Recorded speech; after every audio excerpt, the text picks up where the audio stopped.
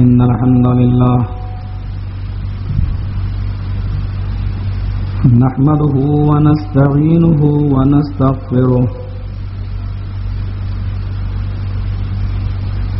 ونعوذ بالله من شرور أنفسنا ومن سيئات أعمالنا من يهده الله فلا مضل له ومن يضلله فلا هادي له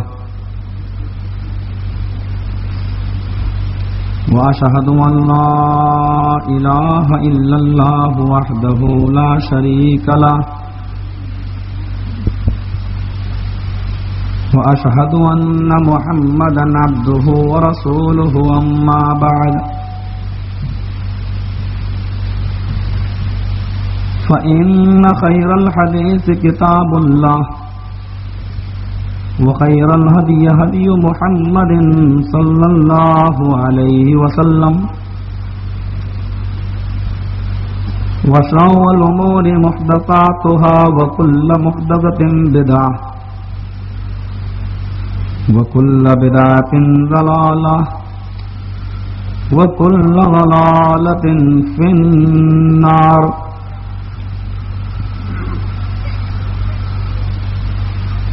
أعوذ بالله السميع العليم من الشيطان الرجيم. بسم الله الرحمن الرحيم.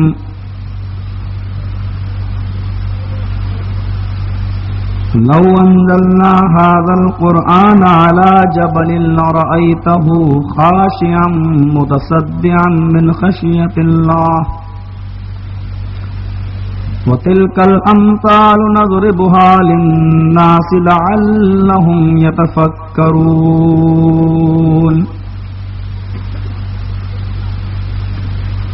قال الله تبارك وتعالى في موضع آخر: يا أيها الذين آمنوا اتقوا الله حق تقاته ولا تموتن إلا وأنتم مسلمون واعتصموا بحبل الله جميعا ولا تفرقوا.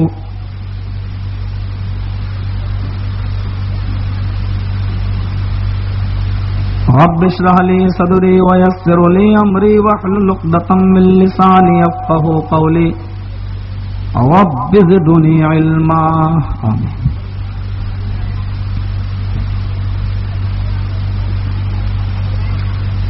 ہر قسم کی تعریف، کبریائی اور بڑائی، سمپورن پرشنسائیں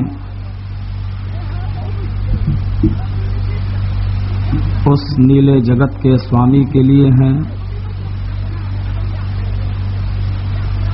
اس اللہ کے لیے ہیں جو اس ورلڈ کا ماسٹر ہے، جو اس وشو کا رچیتا اور رچنا کار ہے،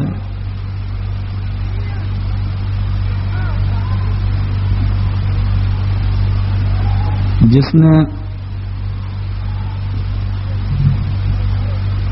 اس دھرتی پر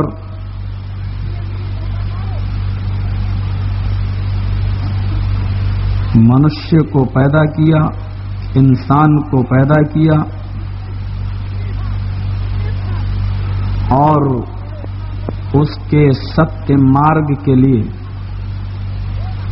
اس کے صراط مستقیم پر چلنے کے لیے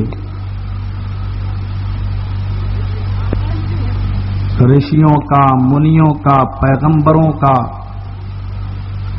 رسولوں کا، میسنجرز کا ایک بہترین سلسلہ چلایا.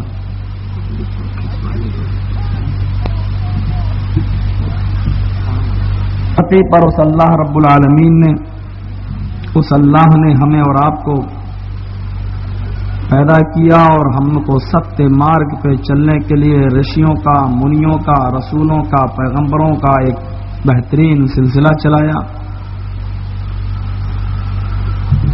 رشی اور منی آتے گئے, ہم کو ستیہ مارگ کی طرف بلاتے رہے. اس سلسلے کی آخری کڑی اللہ رب العالمین نے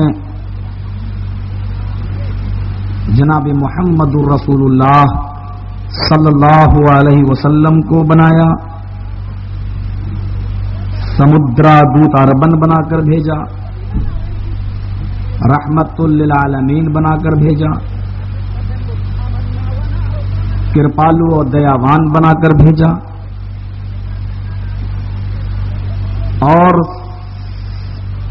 سمپورن وشو کے لیے بنا کر بھیجا. انہی کو ہم کل کی اوتار کہتے ہیں, انہی کو ہم انتم سندیشٹا مانتے ہیں, انہی کو ہم لاسٹ میسنجر کہتے ہیں. اور ہماری یہ آستھا ہے, ہمارا یہ وشواس ہے, ہمارا یہ یقین ہے, اور ہمارا اس بات پر ایمان ہے کہ محمد صلی اللہ علیہ وسلم ہی آخری نبی ہیں, اور آپ کے بعد کوئی دوسرا نبی, کوئی دوسرا رسول نہیں آئے گا.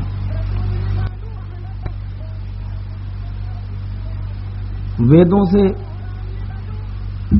بائبل سے اور اولڈ ٹیسٹامنٹ سے ہمیں اس بات کے بہت سے پروفس ملتے ہیں,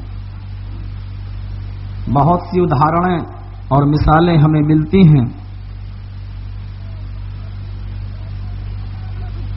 انتم رشی کی پوجا کیسی ہوگی, رکوع کیسے کرے گا, ساشٹانگ کیسے کرے گا, سجدہ کی کیفیت کیا ہوگی, شادی کیسے کرے گا, کس تاریخ میں کس ڈیٹ میں جنم لے گا, جنم استھان کیا ہوگا, کہاں پیدا ہوگا, اس کے پتا کا نام کیا ہوگا, اس کی ماں کا نام کیا ہوگا, کس خاندان میں وہ جنم لے گا,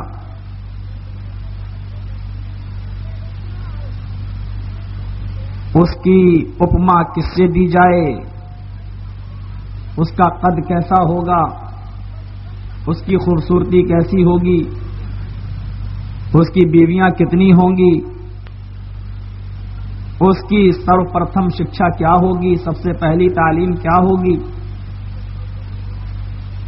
ان تمام چیزوں کا پروف اور ثبوت ہمیں ویدانت کے اندر بھی ملتا ہے, بائبل کے اندر بھی ملتا ہے. یہ الگ بات ہے کہ آج کے اس پرمانو یگ کے اندر تعصب کا اور گھرنا کی چادر کو اوڑھ کر ہم لیٹ گئے ہیں, ہم نے پہچاننے کی کوشش نہیں کی. میں شریمد بھاگوت گیتا کے 6 ادھیائے کا 10واں منتر آپ کے سامنے پڑھتا ہوں. یہاں محمد صلی اللہ علیہ وسلم کا نام احمد لیا جا رہا ہے. وید یجروید کا پہلا نسخہ جو گیتا پریس گورکھپور سے چھپا ہے اس کے اندر احمد ہے, اور اب جو نسخے چھپ رہے ہیں اس میں احمد دال کی جگہ پر یا دا کے استھان پر تا ہے, احمد. ہمارے پاس دونوں ہی کتابیں ہیں. پہلی کتاب کے اندر احمد ہے دا کے ساتھ, اور دوسری کتاب کے اندر احمد ہے تا کے ساتھ, جس سے اس بات کا پتہ چلتا ہے کہ آج کے اس ماڈرن دور میں ہمارے پنڈتوں کی یہ کارستانیاں رہی ہیں. تو سب سے پراچین دھرم یہ ہے ہندو دھرم. اب تک اس دھرم کے ساتھ ان کے مہابلیوں نے اور مہاپنڈتوں نے کیا سلوک کیا ہوگا, اس بات سے اندازہ لگایا جا سکتا ہے. قرآن ہی ایک ایسی کتاب ہے جو سمپورن وشو کے لیے جس کا ایک نقطہ بھی نہیں بدلا گیا. بائبل کو جب اللہ نے، انجیل کو جب اللہ نے اتارا تھا تو یہ عبرانی زبان میں نازل کی گئی تھی، لیکن آج عبرانی زبان کا وجود نہیں ہے، لینگویج ہی مٹ گئی، عبرانی زبان اب نہیں بولی جاتی. لاطینی بھاشا میں اس کا ٹرانسلیٹ کیا گیا، آج لاطینی بھاشا بھی ہمیں کہیں نہیں ملتی، بلکہ آج بائبل انگلش کے اندر پڑھی جا رہی ہے، انگلش کے اندر. اور ظاہر بات ہے کہ جب کوئی کتاب اپنی اصل بھاشا سے ہٹ جائے، دوسری بھاشا میں اس کا ٹرانسلیٹ کیا جائے، تو ٹرانسلیٹ کرنے والا اپنے معنی، اس کے معنی اور مطلب کو اپنے انداز سے پیش کرتا ہے.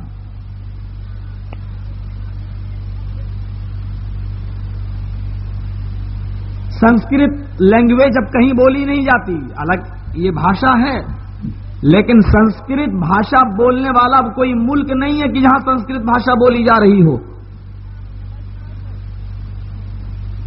سنسکرت کے اندر ہم دیکھتے ہیں کہ کس طریقے سے پہلے دا آیا ہے اور اس کے بعد میں تا آیا ہے، اور اسی کے ساتھ ساتھ محمد اور محمد کو کس طریقے سے پیش کیا جا رہا ہے، تاکہ کوئی ہندو بھائی یہ کہنے کی ہمت نہ کر سکے کہ تمہاری نبی کا نام تو ہمارے کتاب میں ہمارے یہاں احمد لکھا ہے، تم محمد کیوں کہتے ہو. ایشور نے ویدوں میں یہ اسپشٹ کر دیا کہ اس کا نام احمد بھی ہوگا، اس کا نام محمد بھی ہوگا. وہ پاپ کا وناش کرنے والا وناشک ہوگا، یعنی اس کا نام ایک یہ بھی ہوگا کہ وہ پاپ تاپ کو ختم کرنے والا. اللہ کے نبی صلی اللہ علیہ وسلم فرماتے ہیں کہ میرا نام گناہوں کو مٹانے والا بھی ہے. دارمی شریف کی حدیث ہے نا، ان لی اسماء انا محمد وانا احمد وانا الماحی یمحو اللہ بی الکفر.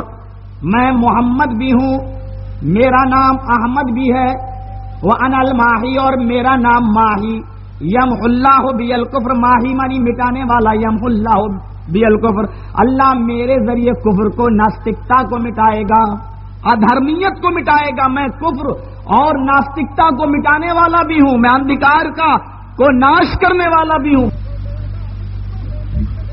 یہ پنکتیاں ہمارے گری راج کشور اور پروین توگڑیا صاحب کو نہیں دکھائی دے رہی، اگر دکھائی دے جائیں تو وہ بھی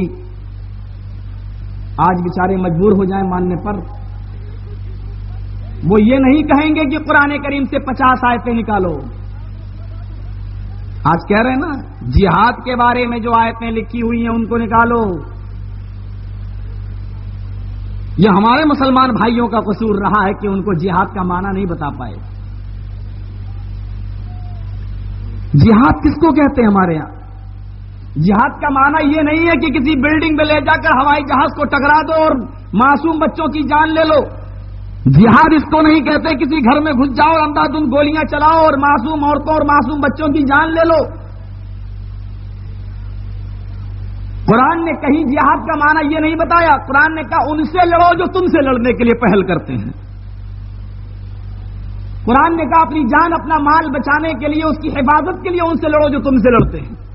یہ نہیں کہا کہ تم ناجائز کسی کے اوپر حملہ کرو. اور ظاہر بات ہے ایسا سبھی کرتے ہیں. وہ ملک جو آج پوری دنیا میں آتنکواد کو پھیلا رہا ہے، امریکہ، عیسائی دھرم کا ماننے والا. ارے عیسیٰ مسیح کی تعلیم تو یہ ہے کہ کوئی دائیں گال پہ تھپڑ مارے تو بایاں گال پیش کر دو، بائیں پہ مارے تو دایاں گال پیش کر دو. جس دھرم کے اندر یہ ہو کہ پٹتے رہو، کوئی ایک لڑکا قتل کر دے دوسرا بھی دے دو اس کو، لو اس کو بھی مار دو. آج ورلڈ ٹریڈ سینٹر پر حملہ ہونے کے بعد وہ افغانستان پر حملہ نہیں کرتا اور عراق پر حملہ کرنے کا پلان نہیں بناتا. کیوں؟ وہ سوچ رہا ہے کہ اس سے میرا نقصان ہے، اس لیے وہ کہتا ہے میرے اوپر پہلے حملہ ہوا اس لیے میں نے حملہ کیا. تو بدلہ لینا اگر وہ اس کے لیے مذہب میں جائز ہے تو ہمارے قرآن نے اگر یہ کہہ دیا کہ ان سے لڑو جو تم سے لڑتے ہیں، تو آج اس کے اوپر ایک ہنگامہ کیوں کھڑا ہو رہا ہے؟ آتنکواد اور میڈیا پیپر والوں نے آتنکواد کا، دہشت گرد کا ایک ہوا لا کر کھڑا کر دیا، دہشت گرد کا ایک ہوا کھڑا کر دیا. بھائی آتنکواد آتنکواد آتنکواد. آج اسلام کو اس طریقے سے پیش کرتے ہیں جیسے لگتا ہے کہ دنیا میں سب سے بڑا اگر آتنکواد کی شکشا دینے والا کوئی دھرم ہے تو وہ اسلام ہے.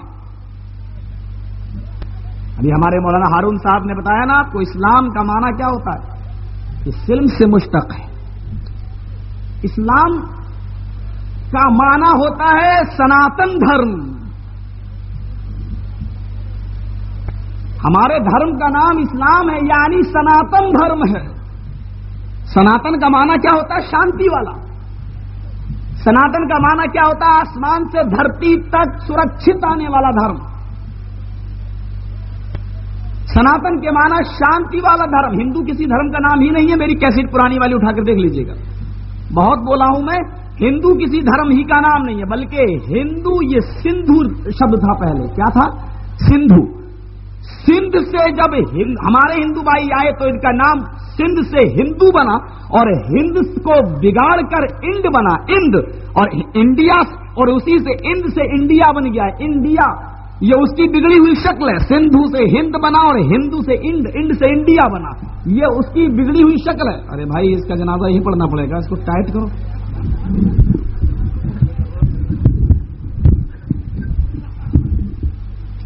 تو اس کو تھوڑا ٹائٹ کر دیجیے. تو یہ اس کی بگڑی ہوئی شکل ہے، ورنہ ویدوں میں کہیں ہندو شبد نہیں آیا. سناتن دھرم آیا ہے، شاشوت دھرم آیا ہے. اب پتہ نہیں بیچاروں نے کہاں سے نام رکھ لیا وشو ہندو پریشد، اللہ جانے. میں رگ وید میں ڈھونڈ ڈھونڈ کے مر گیا، نہیں ملا ہندو شبد. میں اتھرو وید میں ڈھونڈ ڈھونڈ کے مر گیا، نہیں ملا ہندو شبد. میں سام وید میں ڈھونڈ ڈھونڈ کے حیران رہ گیا، نہیں ملا. یجروید میں نہیں ملا. بہت سے ہندو پنڈتوں سے بھی پوچھا کہ ہندو شبد آپ کی کسی کتاب میں آیا ہے؟ کہنے لگے ہمیں بھی نہیں ملا. ہندو شبد کسی بھی ہندو بھائی کی دھارمک کتاب میں ہے ہی نہیں. اس دھرم کا نام یا تو سناتن دھرم ہے یا شاشوت دھرم، بس یہ دو نام. اور میں کہتا ہوں یہی ہمارے مذہب کا نام ہے، ہمارے دھرم کا بھی نام ہے. لڑانے کی کوشش ہندو اور مسلمان نہیں کر رہا، لڑانے کی کوشش وہ کر رہے ہیں جو کرسی سے چپکے بیٹھے ہوئے ہیں پارلیمنٹ کے، وہ لڑانے کی کوشش کرتے ہیں کسی طریقے سے ہم اپنی کرسی بچائیں. یہ بہت پرانی پرمپرا چلی آ رہی ہے. ہندو، مسلم، سکھ، عیسائی آپس میں ہیں سب بھائی بھائی. اور ہندو دھرم نے بھی کیا کہا؟ پرتتم چاروں دھرم، چاروں دھرموں کے لوگوں کو ایک ہی نظر سے دیکھنا. اس کا مطلب یہ نہیں ہے کہ ہندو، مسلم، سکھ، عیسائی کے علاوہ یہودیوں کو بری نظر سے دیکھو.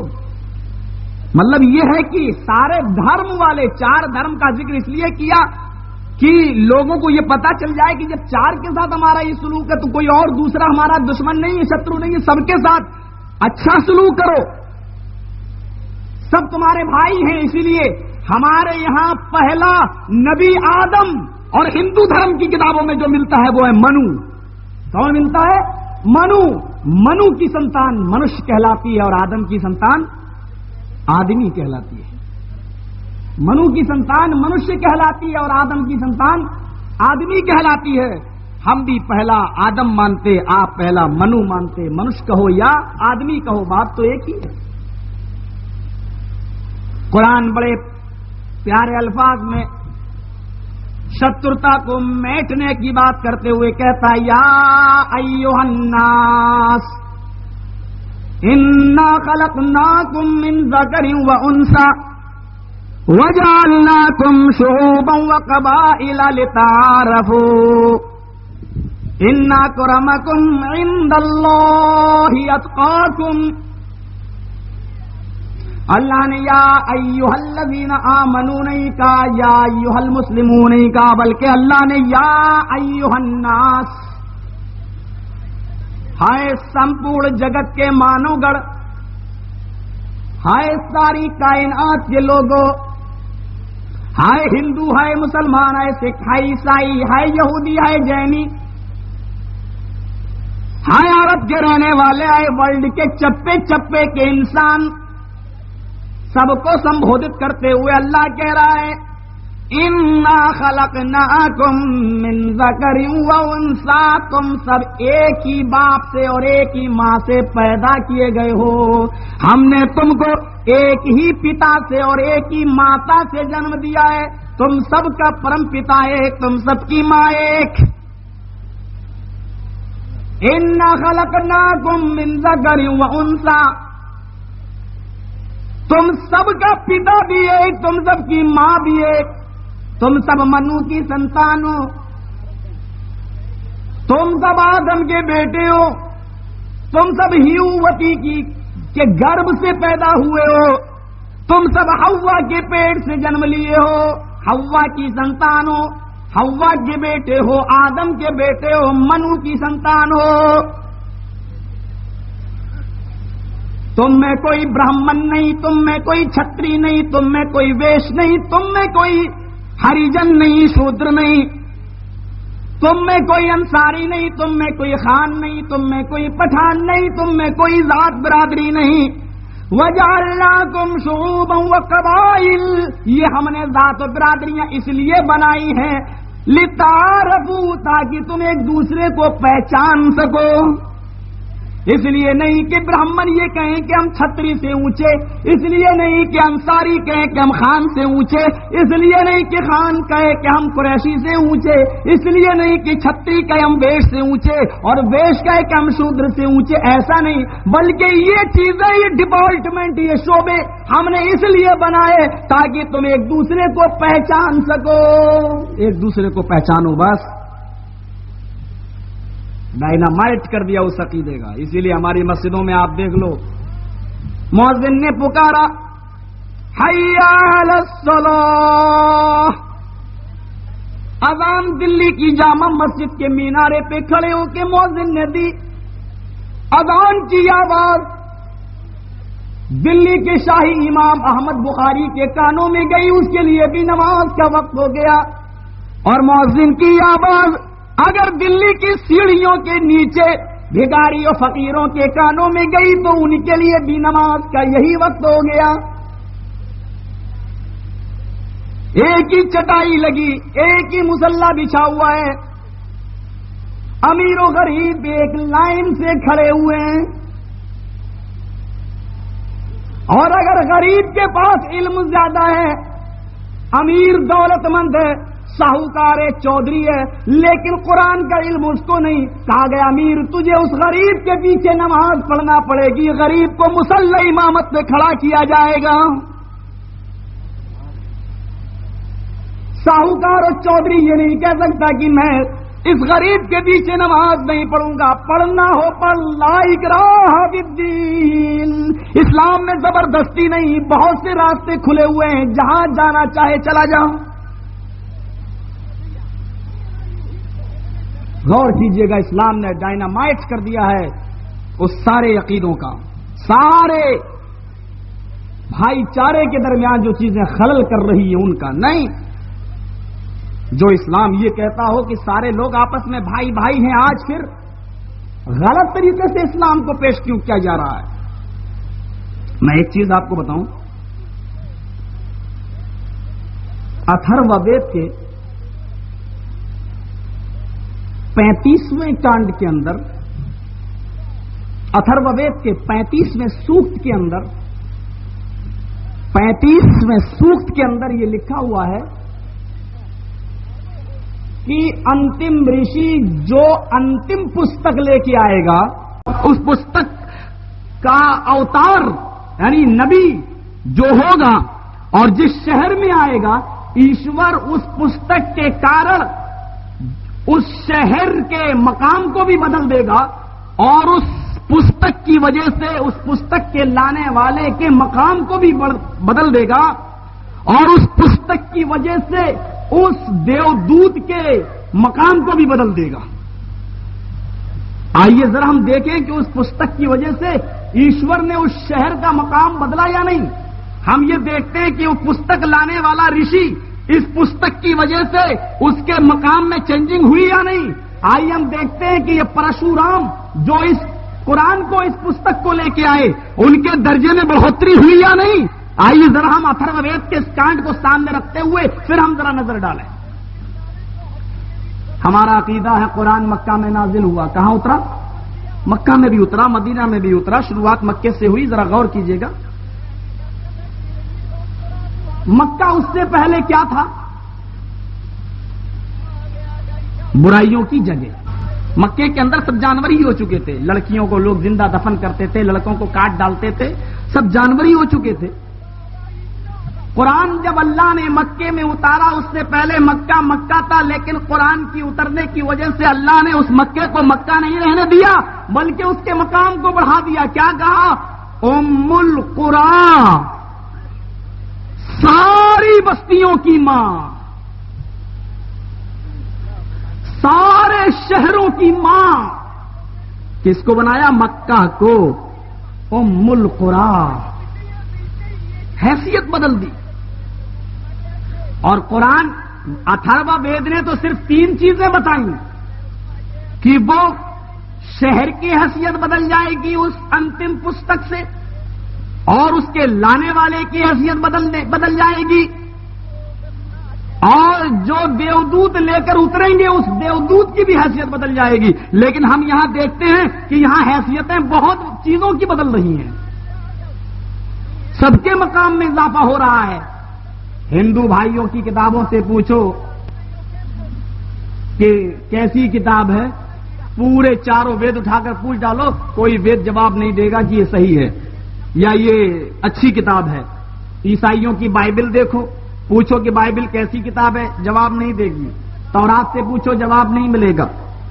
قرآن سے پوچھو، اے قرآن تو کیسی کتاب ہے، قرآن جواب دیتے ہوئے کہے گا ذالک الکتاب لا ریب فیہ. یہ قرآن بلا شک و شبہ صحیح ہے.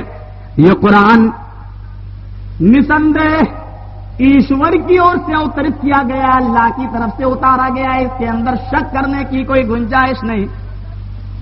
اور اللہ نے لا ریب فیہ کہا، لا شک فیہ نہیں کہا. ذالک الکتاب لا شک فیہ، شک نہیں کہا، لا ریب فیہ کہا ہے. عربی زبان کا ایک ابن قیم لکھتے ہیں کہ یہاں لا ریب اس لیے اللہ نے کہا کہ کسی چیز کے اندر جب کوئی شک کی گنجائش ہوتی ہے تو وہاں پر شک کا لفظ استعمال کیا جاتا ہے، اور جہاں پر شک کی گنجائش نہیں ہوتی ہے وہاں پر ریب کا لفظ استعمال کیا جاتا ہے. یہاں پر شک کی گنجائش ہی نہیں تھی. مثلا میں آپ مجھ سے پوچھو مولانا آپ کی عمر کتنی ہے، میں کہوں 20 سال، آپ کہیں ارے 25 26 28 30 سے کم نہیں ہوگی. شک ہو گیا نا آپ کو. یہاں شک کا لفظ استعمال کیا جائے گا، ارے شک ہے. لیکن اگر کوئی آپ سے پوچھے کہ یہ رات ہے یا دن اور آپ کہیں رات، تو آدمی کیا کہے گا؟ ہاں یار رات ہے. اس رات کے رات کہنے میں شک کی گنجائش نہیں ہے. یہاں لفظ ریب استعمال ہوگا، یعنی جہاں رائی کے دانے یا چونٹی کے سر کے برابر بھی شک کی گنجائش نہ ہو. اللہ نے کہا ذالک الکتاب لا ریب فیہ، چونٹی کے سر کے برابر بھی اگر تم نے شک کر لیا اس قرآن کے خدائی کتاب ہونے کے لیے تو جاؤ تم اپنے ایمان سے نکل گئے، اسلام سے نکل گئے، سناتن دھرم سے نکل گئے، شاشوت دھرم سے نکل گئے. تمہاری دھارنا نہیں ہوگی اسلام کے اندر، تمہاری اپما نہیں دی جائے گی مسلمانوں میں. شک کی گنجائش ہی نہیں. بلکہ اللہ نے رائی کے دانے کے برابر شک کرنے والوں کو چیلنج دیا، وَإِن كُنتُمْ فِي رَيْبٍ مِّمَّا نَزَّلْنَا عَلَىٰ عَبْدِنَا فَأْتُوا بِسُورَةٍ مِّن مِّثْلِهِ. اگر تمہیں اس کتاب قرآن کے بارے میں جو ہم نے اپنے بندے، اپنے بھکت، اپنے یش، اپنے بندے محمد صلی اللہ علیہ وسلم کے اوپر اتارا، اپنے مہمان کے اوپر اتارا، اپنے بندے، اپنے یش، اپنے بھکت کے اوپر اتارا، اگر تمہیں اس کتاب کے بارے میں فی ریب مما، رائی کے دانے کے برابر بھی، چیونٹی کے سر کے برابر بھی اگر تمہیں شک ہے تو جاؤ قرآن کی صورت کی طرح کوئی صورت بنا لاؤ. فَأْتُوا بِصُورَةٍ مِّن مِّثْلِهِ. اور علماء بیٹھے پوچھو اللہ نے بِصُورَةٍ مِّن مِّثْلِهِ کا کوئی چھوٹی سے چھوٹی صورت بھی لے آؤ. نکرہ استعمال کیا، کوئی ضروری نہیں کہ سورہ بقرہ کی طرح 2.5 پارے کی صورت لاؤ. جاؤ چھوٹی سے چھوٹی اِنَّا أَعْطَيْنَاكَ الْكَوْثَرَ فَصَلِّ لِرَبِّكَ وَانْحَرْ إِنَّ شَانِئَكَ هُوَ الْأَبْتَرُ جیسی کوئی چھوٹی سی چھوٹی صورت ہی بنا لے آؤ. مسند احمد کے اندر ایک واقعہ نقل کیا گیا ہے کہ کسی عرب کے اندر شعر و شاعری کا مقابلہ ہوتا تھا. عرب کے اندر شعر و شاعری کا مقابلہ ہوتا تھا تو کوئی آدمی خانہ کعبہ کی دیوار پر لکھ دیتا تھا کوئی شعر اور نیچے لکھ دیا کرتا تھا اس شعر کی اصلاح کوئی بڑا شاعر کر دے. تو ایک شعر آدمی لکھ جاتا تھا, کوئی دوسرا شاعر آتا تھا اس میں خامیاں نکالتا تھا. آج ہوتا ہے نا یہ اٹھا پٹک سب میں چلتی ہے, ڈاکٹر کا اٹھا پٹک کرے گا اور حکیم کی اٹھا پٹک کرے گا, پہلوان کو دبانے کی کوشش کرے گا, مولوی کو دبانے کی کوشش کرے گا. یہ کشتی ہر جگہ چل رہی ہے, دنگل کا ماڈرن ماحول ہے, یہ ماڈرن ماحول ہے. اللہ ہدایت دے ہم سب کو. تو میرے بھائیو ذرا غور کیجئے گا, میں آپ کو بتانا ہی چاہتا ہوں کہ اس نے ایک شعر لکھ دیا تو دوسرا شاعر آتا تھا اور اس شعر کے اندر کچھ کمیاں نکال دیتا تھا اور دوسرا اس کے نیچے اس میں کمیاں لکھ دیتا تھا, اس شعر میں یہ کمی ہے. ایک دن حضرت حسان ابن ثابت وہاں سے گزرے اور انہوں نے خانہ کعبہ کی دیوار پہ لکھ دیا کہ انا آتیناک الکوثر فصل لربک وانحر ان شانئک هو الابتر. اور نیچے لکھ دیا کہ اگر کسی شاعر کو اس شعر میں کوئی کمی نظر آئے تو اس کی اصلاح کر دے. ایک دن ہو گیا, 2 دن ہو گئے, 3 دن ہو گئے, بڑے بڑے شاعر آتے تھے لیکن کوئی کمی نہ نکال سکے. میٹنگ ہونے لگی, ارے یہ کس کا شعر ہے, کس نے لکھا, اس نے اپنا نام تو نہیں ڈالا. لوگوں نے پوچھا کس کا شعر ہے, کوئی بتانے کے لیے تیار نہیں. عرب کے سب سے بڑے شاعر کو کہا گیا ہے کہ شعر پہ غور کرو, کل تک کچھ نہ کچھ کمی نکالنا پڑے گی. وہ شاعر کہتا ہے ٹھیک ہے کل تک میں کچھ سوچوں گا لیکن آج تو کوئی کمی نظر نہیں آ رہی. ارے رے پر آیت شروع ہوئی تو رے ہی پر ختم ہو رہی ہے. 2 لائن کا ایک شعر ہوتا ہے, یہ تو 3 لائن ہیں, نہ شعر ہی لگ رہا ہے نہ نظم ہی لگ رہی ہے. انا آتیناک الکوثر رے پہ آیا, فصل لربک وانحر یہاں پر بھی رے پہ ختم ہو رہا ہے.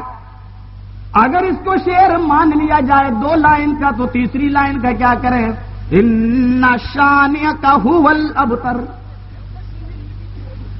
وہ بھی رے پہ ختم ہوتا ہے. عرب کے شاعر پریشان ہیں.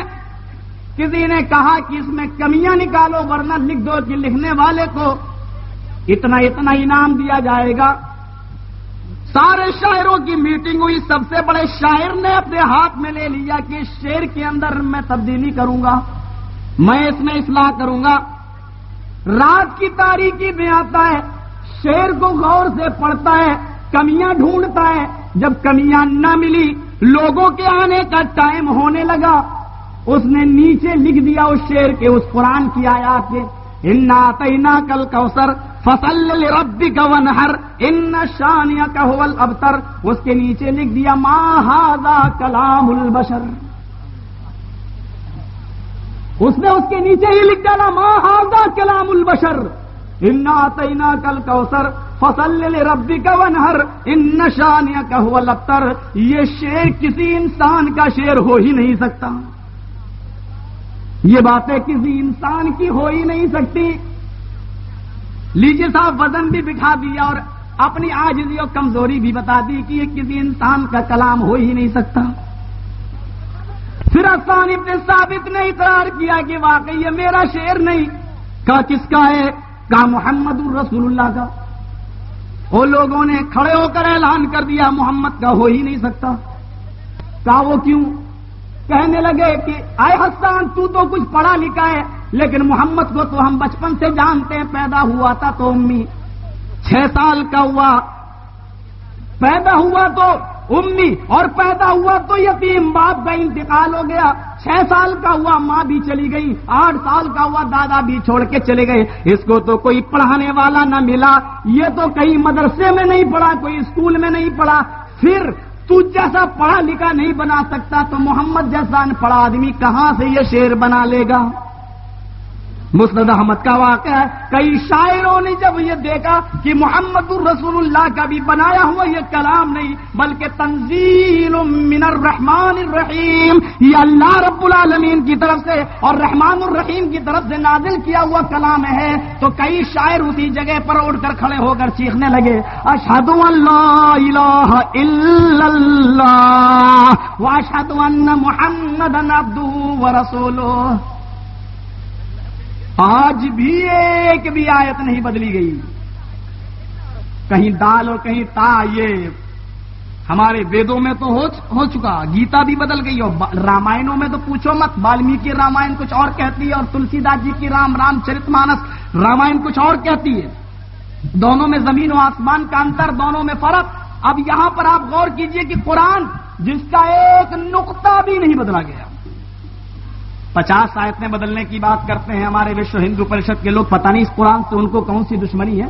یہ قرآن اعلان کر رہا ہے کہ ہم مسلمانوں کے لیے نہیں، ھدی للناس وبینات من الھدی والفرقان، ایشور کی طرف سے سمپورن مانو گڑھ کے لیے، سمپورن وشو کے لیے اتارا گیا ہے یہ قرآن۔ یہودیوں کی کتاب، یہ قرآن عیسائیوں کی کتاب، یہ قرآن مسلمانوں کی کتاب، یہ قرآن ہندو بھائیوں کی کتاب، یہ قرآن سمپورن جگت کے لوگوں کی کتاب ہے۔ وہ لوگوں اس کتاب کو سمجھنے کی کوشش کرو۔ مہاتما گاندھی جیسا انسان اس کتاب کی روزانہ ادھین کیا کرتا تھا، ستر اہنسا پڑھ کے دیکھو، مہاتما گاندھی جیسے انسان نے روزانہ اس کتاب کو پڑھنا اپنا مشغلہ، اپنا معمول، اپنا اصول بنا لیا تھا۔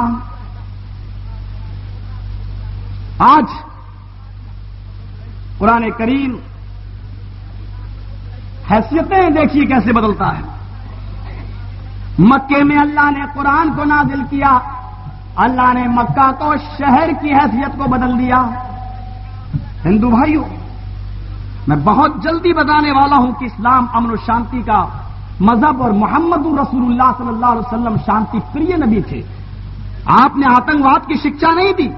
آپ کے ذہنوں میں اٹھنے والے کوشچن کہ جہاد کا حکم ہے اور یہ اسلام کے اندر کیوں آیا، میں اس کو بڑے پیار سے آپ کو سمجھانے کی کوشش کروں گا۔ ذرا غور کیجئے گا یہاں پر کہ اتھرو وید کے 35ویں سوکت نے کس طریقے سے یہ بتایا کہ قرآن انتم پستک شہر کی حیثیت کو بدل دے گی، لانے والے کی حیثیت کو بدل دے گی۔ ہم دیکھتے ہیں کہ قرآن نے جبرائیل امین کی حیثیت کو بدل دیا۔ قرآن کون لے کے آیا؟ محمد صلی اللہ علیہ وسلم، لیکن کس کے ذریعے اترا؟ جبرائیل علیہ السلام، اور جبرائیل علیہ السلام کو ویدوں کے اندر پرشورام کہا گیا۔ پرشورام کا معنی پوتر آتما، اور روح القدس پوتر آتما، معنی ایک ہے۔ یہ الگ بات ہے کہ ہمارے ہندو بھائیوں نے عربی نہیں پڑھی ہے اور ہم مسلمان بھائیوں نے سنسکرت بھاشا کا گیان حاصل نہیں کیا ہے۔ اگر یہ دونوں بھاشائیں ایک دوسرا پڑھ لے تو اسلام کو اور ہندو دھرم کو سمجھنا بہت آسان ہو جائے۔ ہمارا دھرم آپ سے جدا نہیں ہے، الگ نہیں ہے، بلکہ یہ ان نیتاؤں کا کھیل ہے جو آج ہم دونوں کو آپس میں لڑانا چاہ رہے ہیں۔ قرآن جس مہینے میں نازل ہوا، اللہ نے اس مہینے کے مقام کو بھی بلند کر دیا۔ قرآن کے بارے میں خود قرآن کہتا ہے کہ یہ کس مہینے میں نازل ہوئی، کوئی اور کتاب اس بات کا ثبوت نہیں دے گی کہ وہ کس مہینے میں اترت ہوئی۔ قرآن اس بات کا جواب دیتا ہے، شہر رمضان الذی انزل فیہ القرآن،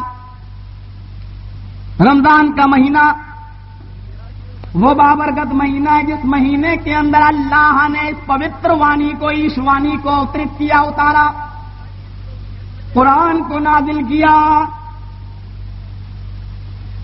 جس مہینے میں اللہ نے قرآن اتارا، اللہ نے اس مہینے کو سید الشہور بنا دیا، سارے مہینوں کا سردار۔ رمضان کا مہینہ سارے مہینوں کا سردار بن گیا۔ قرآن جہاں نازل ہوا وہ بستی ساری بستیوں کی ماں بن گئی۔ سنیے، قرآن رمضان کے مہینے کی جس رات میں نازل ہوا، اللہ نے اس رات کی حیثیت کو بھی بدل دیا۔ انا انزلناہ فی لیلۃ القدر وما ادراک ما لیلۃ القدر لیلۃ القدر خیر من الف شہر. یہ ہم نے اس پوتر وانی کو رمضان کے مہینے میں آنے والی 5 طاق راتوں میں سے کسی رات میں اتارا، قدر و اندازے کی رات میں اتارا. وما ادراک اے نبی آپ کیا جانو، انا انزلناہ فی لیلۃ القدر وما ادراک ما لیلۃ القدر. اے نبی آپ کو کیا معلوم کہ وہ لیلۃ القدر کیا ہے؟ اے نبی آپ کو بھی نہیں معلوم کہ لیلۃ القدر کا مقام کیا ہے، آپ کیا جانیں؟ علم غیب کا ڈائنامائٹ ہو رہا ہے. پھر اللہ خود بتا رہا ہے، اور بتائی ہوئی چیز کو غیب نہیں کہتے. مسلمان بھائیو عقیدے کو سمجھ لو. میں یہاں بیٹھے بیٹھے کہوں کہ امریکہ میں میرا چچا مر گیا، کیا کہیں گے؟ ارے واہ مولانا جرجیز کو دیکھیے کتنی دور کی بات معلوم ہے. ارے امریکہ کی بات معلوم ہے، کہہ رہے میرا چچا مر گیا. اور یہ معلوم نہیں کہ ماڈرن دور ہے، موبائل سے کسی نے بتا دیا تھا، ٹیلی فون سے امریکہ میں کسی نے فون کر کے بتا دیا تھا کہ فلاں ٹائم فلاں دن فلاں وقت میں تمہارے چچا کا انتقال ہو گیا. سنو میرے بھائیو، امریکہ کی بات جب ہمیں بتا دی گئی ہے اور ہم بتا رہے ہیں تو بتائی ہوئی چیز کو غیب نہیں کہتے. کیا کوئی بیوقوف ہوگا جو یہ کہے گا کہ جلدی صاحب کو غیب معلوم ہے؟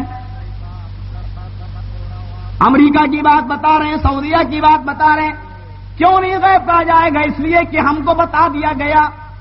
میرے نبی کے بارے میں قرآن کہتا ما ينطق عن الهوى، میرا نبی اپنی طرف سے کچھ نہیں بولتا، اللہ بتاتا ہے تب بولتا ہے. اور جب اللہ بتا دے تو بتائی ہوئی چیز کو پھر غیب کہاں کہا جاتا ہے؟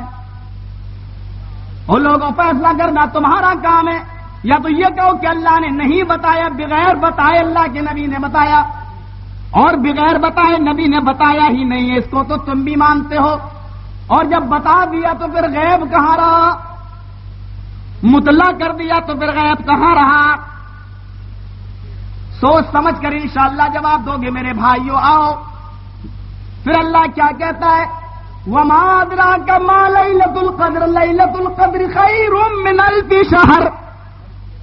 یہ لیلۃ القدر کا جاگ لینا، جس رات میں قرآن اوترت کیا گیا اس رات کو جاگ لینا 1000 مہینوں کی عبادت سے زیادہ بہتر ہے.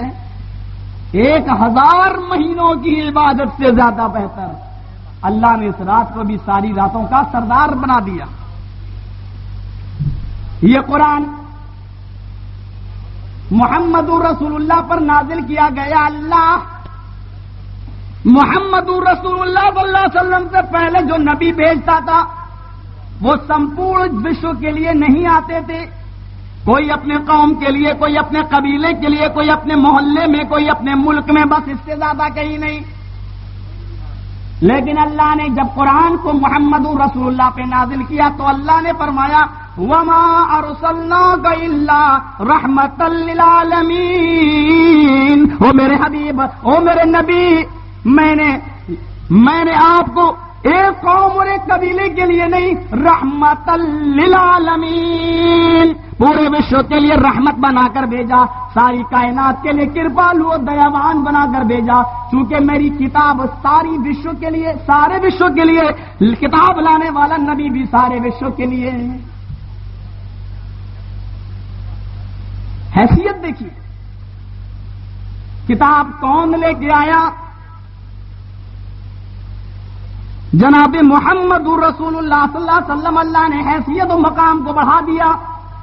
جبرائیل امین پرشورام آئے. اللہ نے قرآن کو لے کر آنے کی وجہ سے حضرت جبرائیل کو عام فرشتوں کی طرح نہ رکھا، بلکہ فرمایا ہے جبرائیل تو تمام فرشتوں کا سردار. روح القدس اے پرشورام، اے جبرائیل، سارے فرشتوں کا سردار. قرآن جس کو ماننے والے جو امتی نبی کے ہوئے، اللہ نے اس امت کو بھی سب سے بہتر امت بتا دی. کنتم خیر امت اخرجت للناس، مسلمانوں تم ایک بہترین جماعت ہو، مسلمانوں تم ایک بہترین امت ہو۔ کیوں؟ نماز پڑھنے کی وجہ سے نہیں، روزہ رکھنے کی وجہ سے نہیں، حج کرنے کی وجہ سے نہیں، زکات دیتے ہو نہیں اس لیے نہیں، بلکہ تأمرون بالمعروف، قرآن میں جو لکھا ہے اس کی طرف لوگوں کو بلاتے ہو، وتنہون عن المنکر، قرآن نے جن چیزوں سے روکا تم ان چیزوں سے روکتے ہو لوگوں کو، اس لیے تم ایک بہترین امت ہو، بہترین گروہ، بہترین سموہ ہو تم۔ مکے میں اترا ام القری، رمضان میں اترا سید الشہور، سارے مہینوں کا سردار، لیلۃ القدر میں اتارا، ساری راتوں کی سردار بنا دیا، محمد رسول اللہ لے کے آئے، رحمت للعالمین بنا دیا، جبرائیل امین لے کے آئے، سارے فرشتوں کا سردار بنا دیا۔ جو امت پڑھتی ہے اس قرآن کو اس کو خیر امت کہا، ساری امتوں میں سب سے بہتر۔ اور جو قرآن کا علم حاصل کرتے ہیں اور جو قرآن لوگوں کو پڑھاتے ہیں، اللہ تعالیٰ، اللہ کے نبی نے ان کے بھی مقام کو بڑھا دیا۔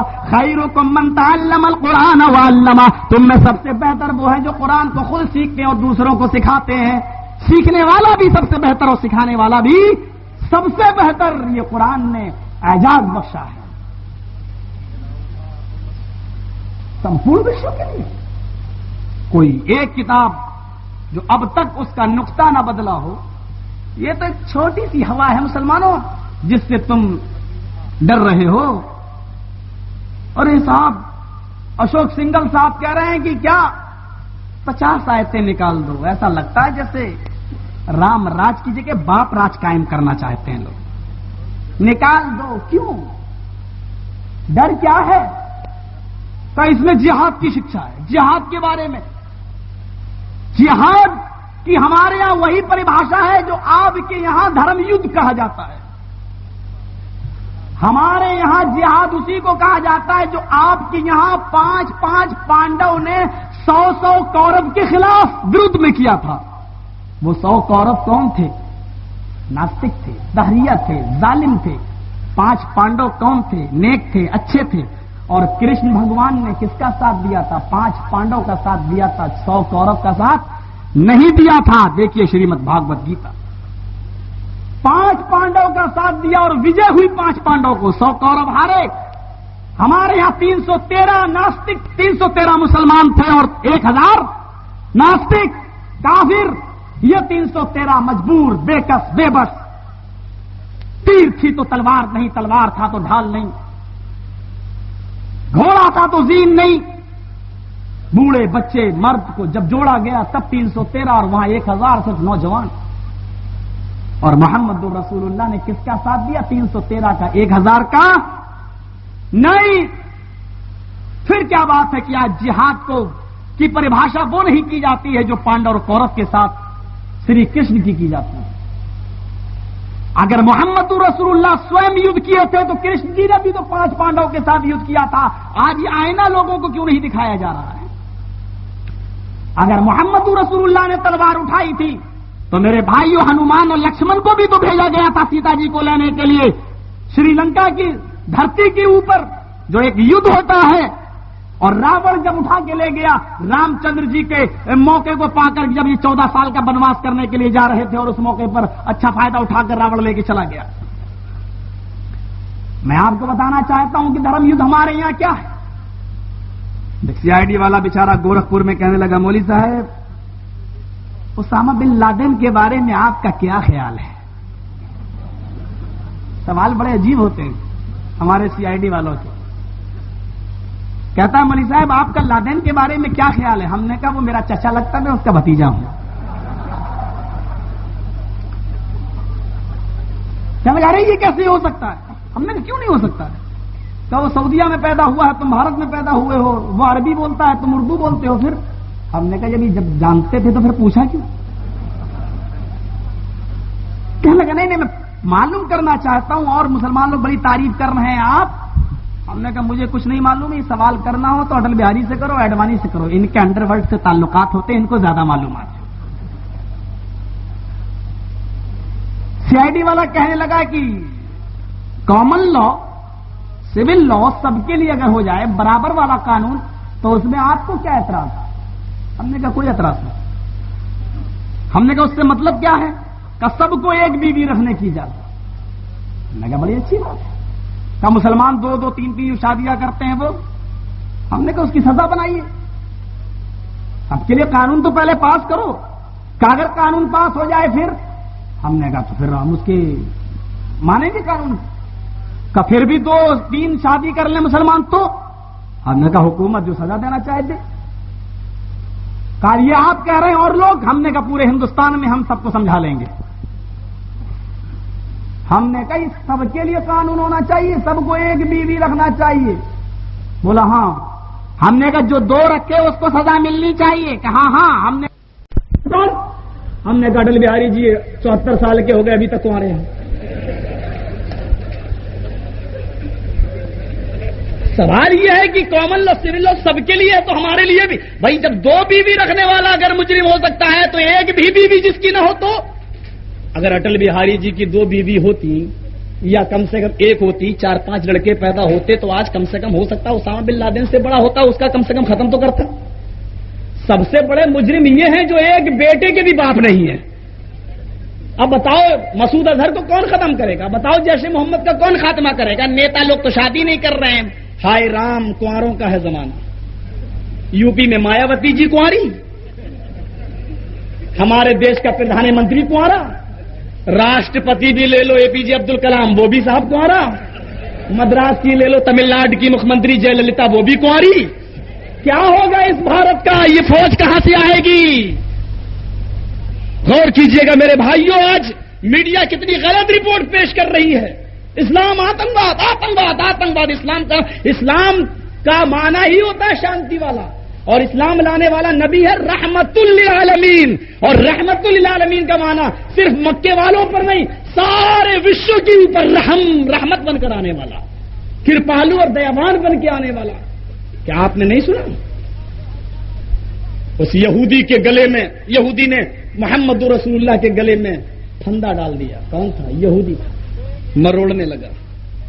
آئے محمد، حضور سے کہو صلی اللہ علیہ وسلم مجھے میرا قرض دے. اللہ کے نبی نے کہا کہ 1 ہفتے کا وقت مانگا تھا، ابھی 5 ہی دن ہوئے، 2 دن باقی ہیں. کہا مجھے آج ضرورت ہے. کہا آج تو نہیں ہے میرے پاس، جو ٹائم میں نے مانگا تم نے دیا وہ تو اتنا تو پورا ہونے دو. کہا نہیں مجھے آج ضرورت ہے. اللہ کے نبی نے کہا آج تو نہیں ہے. کہا میں اس جگہ سے تجھے اٹھنے نہیں دوں گا جب تک کہ تو میرا قرض نہ دے دے. اللہ کے نبی صلی اللہ علیہ وسلم اپنے اوپر جو کملی اوڑے ہوئے تھے، جو چادر اوڑے ہوئے تھے، اس کو آپ نے اٹھایا، اپنے کاندھے سے زمین پہ بچھا لیا اور وہیں بیٹھ گئے. آئے میرے بھائی تم بھی یہاں بیٹھ جاؤ. اگر تم مجھے اس جگہ سے جانے نہیں دینا چاہتے ہو تو تمہاری مرضی، میں تمہاری اجازت کے بغیر جا بھی نہیں سکتا. جو نبی میرے بھائیو اتنا شانتی والا ہے کہ اگر تم نہیں جانے دیتے ہو تو لو میں یہاں بیٹھ جاتا ہوں. اللہ کے نبی اسی جگہ پر بیٹھ جاتے ہیں. خصائص میں علامہ سیوطی بحوالہ بیہقی نقل کرتے ہیں کہ ظہر کی نماز کا وقت ہوتا ہے. اللہ کے نبی نے کہا یہودی اگر نماز پڑھنے کے لیے مسجد میں جانے کی اجازت دیتے تاکہ میں نماز پڑھ کے واپس آ جاؤں. کہا اے اللہ کے نبی، اے محمد، اتنی بھی اجازت نہیں کہ تم مسجد میں نماز پڑھنے جاؤ، یہی رہو. آپ نے وہیں تیمم کیا اور اسی جگہ پر اللہ کے نبی نے ظہر کی نماز پڑھی، عصر کی نماز بھی اسی جگہ پہ پڑھی. مغرب کا وقت ہوتا ہے، اللہ کے نبی نے ہر نماز کے لیے اس سے وقت مانگا لیکن اس نے منع کر دیا. مغرب بھی آپ نے وہیں پڑھی. عشاء کی نماز کا وقت ہو جاتا ہے، آپ نے عشاء کے لیے ٹائم مانگا، اس نے نہیں دیا، یہاں تک کہ اللہ کے نبی نے عشاء کی نماز بھی اسی جگہ پہ پڑھی. سنیے اس کے بعد میں خصائص میں علامہ سیوطی نقل کرتے ہیں کہ رات بھر بھی اس نے جانے نہیں دیا، یہاں تک کہ فجر کی نماز کا وقت ہو گیا اور اللہ کے نبی نے فجر کی نماز بھی اسی جگہ پہ پڑھی. اس کے بعد میں اس نے کہا یہودی نے، کیا اے محمد صلی اللہ علیہ وسلم، اللہ کی قسم میں آپ کو آزما رہا تھا، آپ سے قرض لینا نہیں چاہتا تھا، میں نے اپنی کتاب اولڈ ٹیسٹامنٹ میں، میں نے اپنی کتاب تورات میں پڑھا ہے کہ انتم رشی بڑے اچھے سوبھاؤ کا مالک ہوگا، اس کے کریکٹر بڑے اچھے ہوں گے اور وہ لڑائی اور جھگڑے پر نہیں اترے گا۔ آئے محمد، میں نے صلی اللہ علیہ وسلم، ہم نے آپ کے اندر یہ سارے کے سارے اخلاق دیکھ لیے، جو بھی آپ کے پاس آیا مسلمان آپ نے اس کو واپس کر دیا اور آپ سے لڑنے نہیں دیا، حالانکہ میں اکیلا اور آپ کے ساتھی بہت سے لڑ سکتے تھے، لیکن واقعی آپ کا دھرم شانتی والا، آپ شانتی پریے، آپ شانتی والے ہیں۔ اے اللہ کے نبی، یقیناً میں نے آپ کو نبی مان لیا، میں نے آپ کو رشی مان لیا، اور اسی جگہ پر وہ یہودی زور سے کلمہ پڑھتا ہے، اشہد ان لا الہ الا اللہ واشہد ان محمد عبدہ ورسولہ۔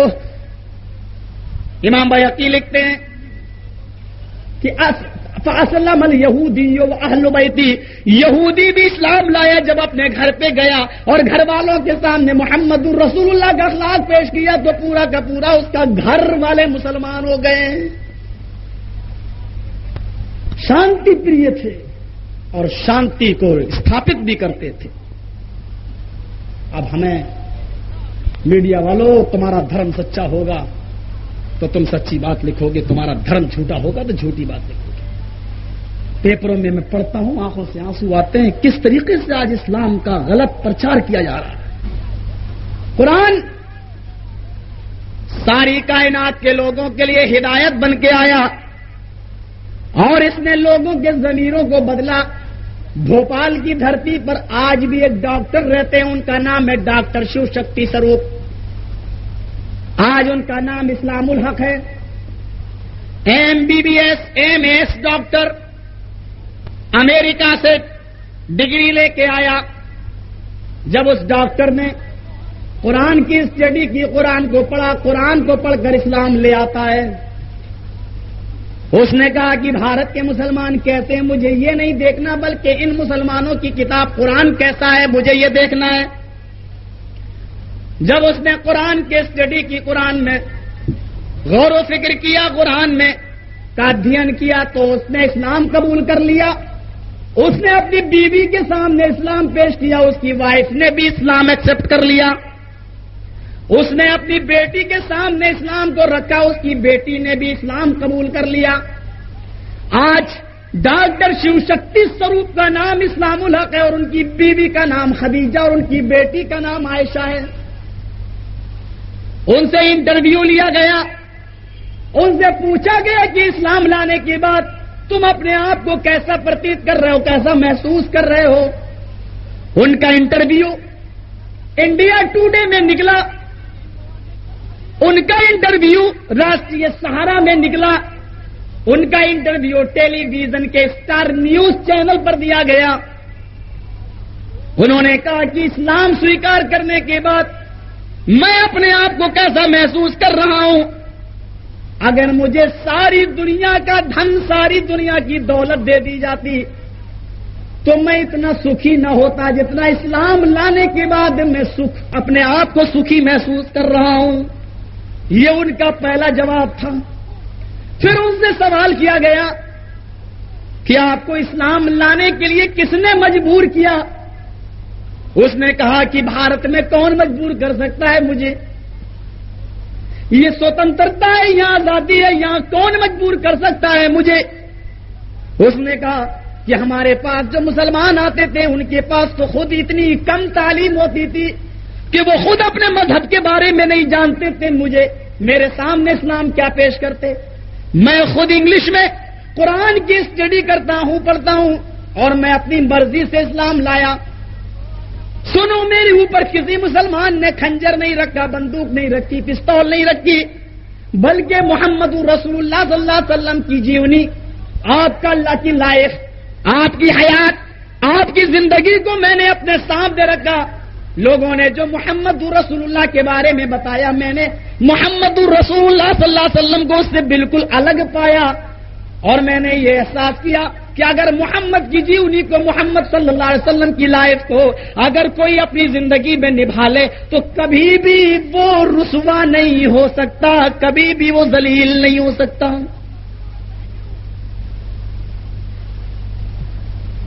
آگے دیکھیے، یہ انٹرویو میں ان کی جواب ہے ڈاکٹر شیو شکتی سوروپ کے.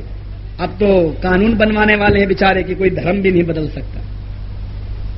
عیسائیوں پر ظلم، مسلمانوں پر ظلم، اور یہ مسلمانوں پر جو ظلم ہو رہا ہے نا، یہ کچھ ہم لوگوں کی وجہ سے، خود آپس میں اپنی لڑائی. تو کون؟ حنفی، بھک نہیں کروں گا تجھے اپنی لڑکی. تو کون؟ بریلوی. اچھا قبروں پہ جاتا ہے تو تیرے یہاں کا تو میں پانی نہیں پیوں گا. حنفی، بریلوی، شافعی، شیعہ، سنی آپس کا جھگڑا. یہ مسلمان بیچارہ دیکھ ہی نہیں رہا. بجرنگ دل، شیو سینا، بھاجپا، وشو ہندو پریشد، یہ سب ایک ہو گئے ہیں. اور ان میں تو اتنا اختلاف ہے کہ کوئی گणیش کا پجاری ہے تو کوئی شنکر کا، کوئی کسی کا تو کوئی کسی کا. ان کے تو خدا بھی بدلے ہوئے ہیں. تب ان کا یہ حال ہے ایکتا کا.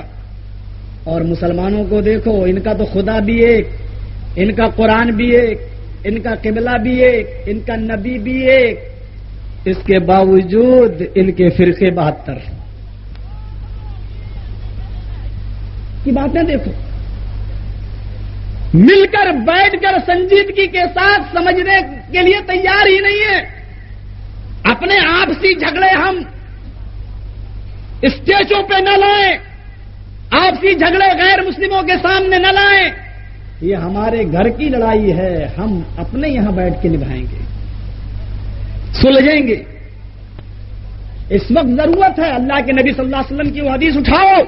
اللہ کے نبی فرماتے ہیں یوشک الامم ان تدع علیکم کما تدع لاکلۃ الی قصتھا. وہ لوگوں تمہارے اوپر ایک ایسا زمانہ آ جائے گا کہ تم دیکھو گے کہ لوگ تمہارے اوپر ایسے ٹوٹ پڑیں گے جیسے بھوکے لوگ دسترخوان کے اوپر ٹوٹ پڑتے ہیں. ومن قلۃ یومئذ یا رسول اللہ. اے اللہ کے نبی کیا اس وقت تعداد میں ہم کم ہوں گے؟ صحابہ نے سوال کیا اے محمد صلی اللہ علیہ وسلم کیا اس وقت تعداد میں ہم کم ہوں گے؟ اللہ کے نبی نے فرمایا نہیں، یومئذ بل انتم کثیر. یومئذ اس دن تم تعداد میں بہت ہوگے، بلکہ تم تعداد میں بہت ہوگے. آج عیسائیوں کے بعد ورلڈ میں دوسرے نمبر پر مسلمان ہیں. ورلڈ میں عیسائیوں کے بعد دوسرے نمبر پر مسلمان ہیں. لیکن جتنا ذلیل، جتنا رسوا، جتنا بے بس بے کس مجبور مسلمان ہے ورلڈ کا، کائنات کی کسی بھی دور میں اتنا بے بس اور اتنا مجبور مسلمان کو نہیں دیکھا گیا تھا جتنا آج ہے. جتنا آج کے اس دور میں جہاں دیکھو میرے بھائیو، آج آتنکواد کی لڑائی چھڑ دی فلسطین کے اندر، تو آج مسلمانوں کے اوپر ظلم. عراق میں دیکھو تو آج امریکہ اس پر حملہ کرنے کے لیے تیار. وہ لوگوں، اللہ کے نبی نے کہا تھا کہ تم تعداد میں بہت زیادہ ہوگے، لیکن تمہاری حیثیت کیا ہوگی؟ غصہ ان کا غصہ سیل. جیسے سمندر میں تنکے پڑے ہوئے ہوتے ہیں، خسوخاشات، گھاس پھوس تنکے پڑے ہوئے ہوتے ہیں، اور سمندر کی لہر و موج جو آتی ہے وہ اس تنکے کو بہا لے جاتی ہے. ایسے ہی ساری قومیں تمہیں بہا لے جائیں گی، جہاں چاہیں گی وہاں تم سے اپنی مرضی کے مطابق کام کرائیں گی. آج امریکہ عرب ملکوں کو بھی جس طرح چاہتا ہے نچاتا ہے، عرب ممالک کو بھی جس طرح چاہ رہا ڈانس کرا رہا ہے. آج جس ملک سے جو چاہتا ہے کروا لیتا ہے. کیوں؟ اللہ کے نبی نے فرمایا یہ حالت ایسی اس لیے ہوگی کہ اللہ رب العالمین کافروں کے دل سے تمہارا رعب و دبدبہ نکال دے گا.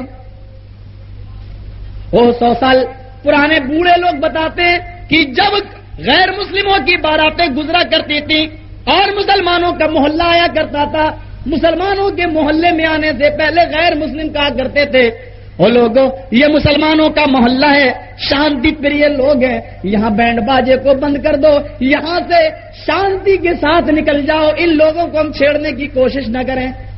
یہ شانتی کے ساتھ نکل جاتے تھے. آج یہ حالت ہے کہ آج محلہ تو محلہ، ہماری مسجد سامنے پڑتی ہے، مسجد میں نماز ہوتی ہے اور بینڈ باجوں سے بجتی ہوئی عبارات نکل جاتی ہے. ہماری نماز کی اقامت تکبیر بھی ہو چکی ہوتی ہے اور نماز کھڑی بھی ہو چکی ہوتی ہے، لیکن نہ نماز کا خیال نہ جماعت کا خیال. ہماری مسجدوں کے پاس سے بینڈ و باجے بجتے ہوئے گزر جاتے ہیں. کیوں؟ جب مسلمانوں نے گھروں میں ٹیلی ویژنوں سے محبت کرنا شروع کر دیا تو اللہ رب العالمین نے کافروں کے دلوں سے ہمارا رعب و دبدبہ بھی نکال دیا. فرمایا کہ اللہ کافروں کے دل سے محبت روب و دبدبا نکال دے گا اور تمہارے اندر خوف بزدلی پیدا کر دے گا. صحابہ نے کہا اللہ کے نبی بزدلی کیا چیز ہے؟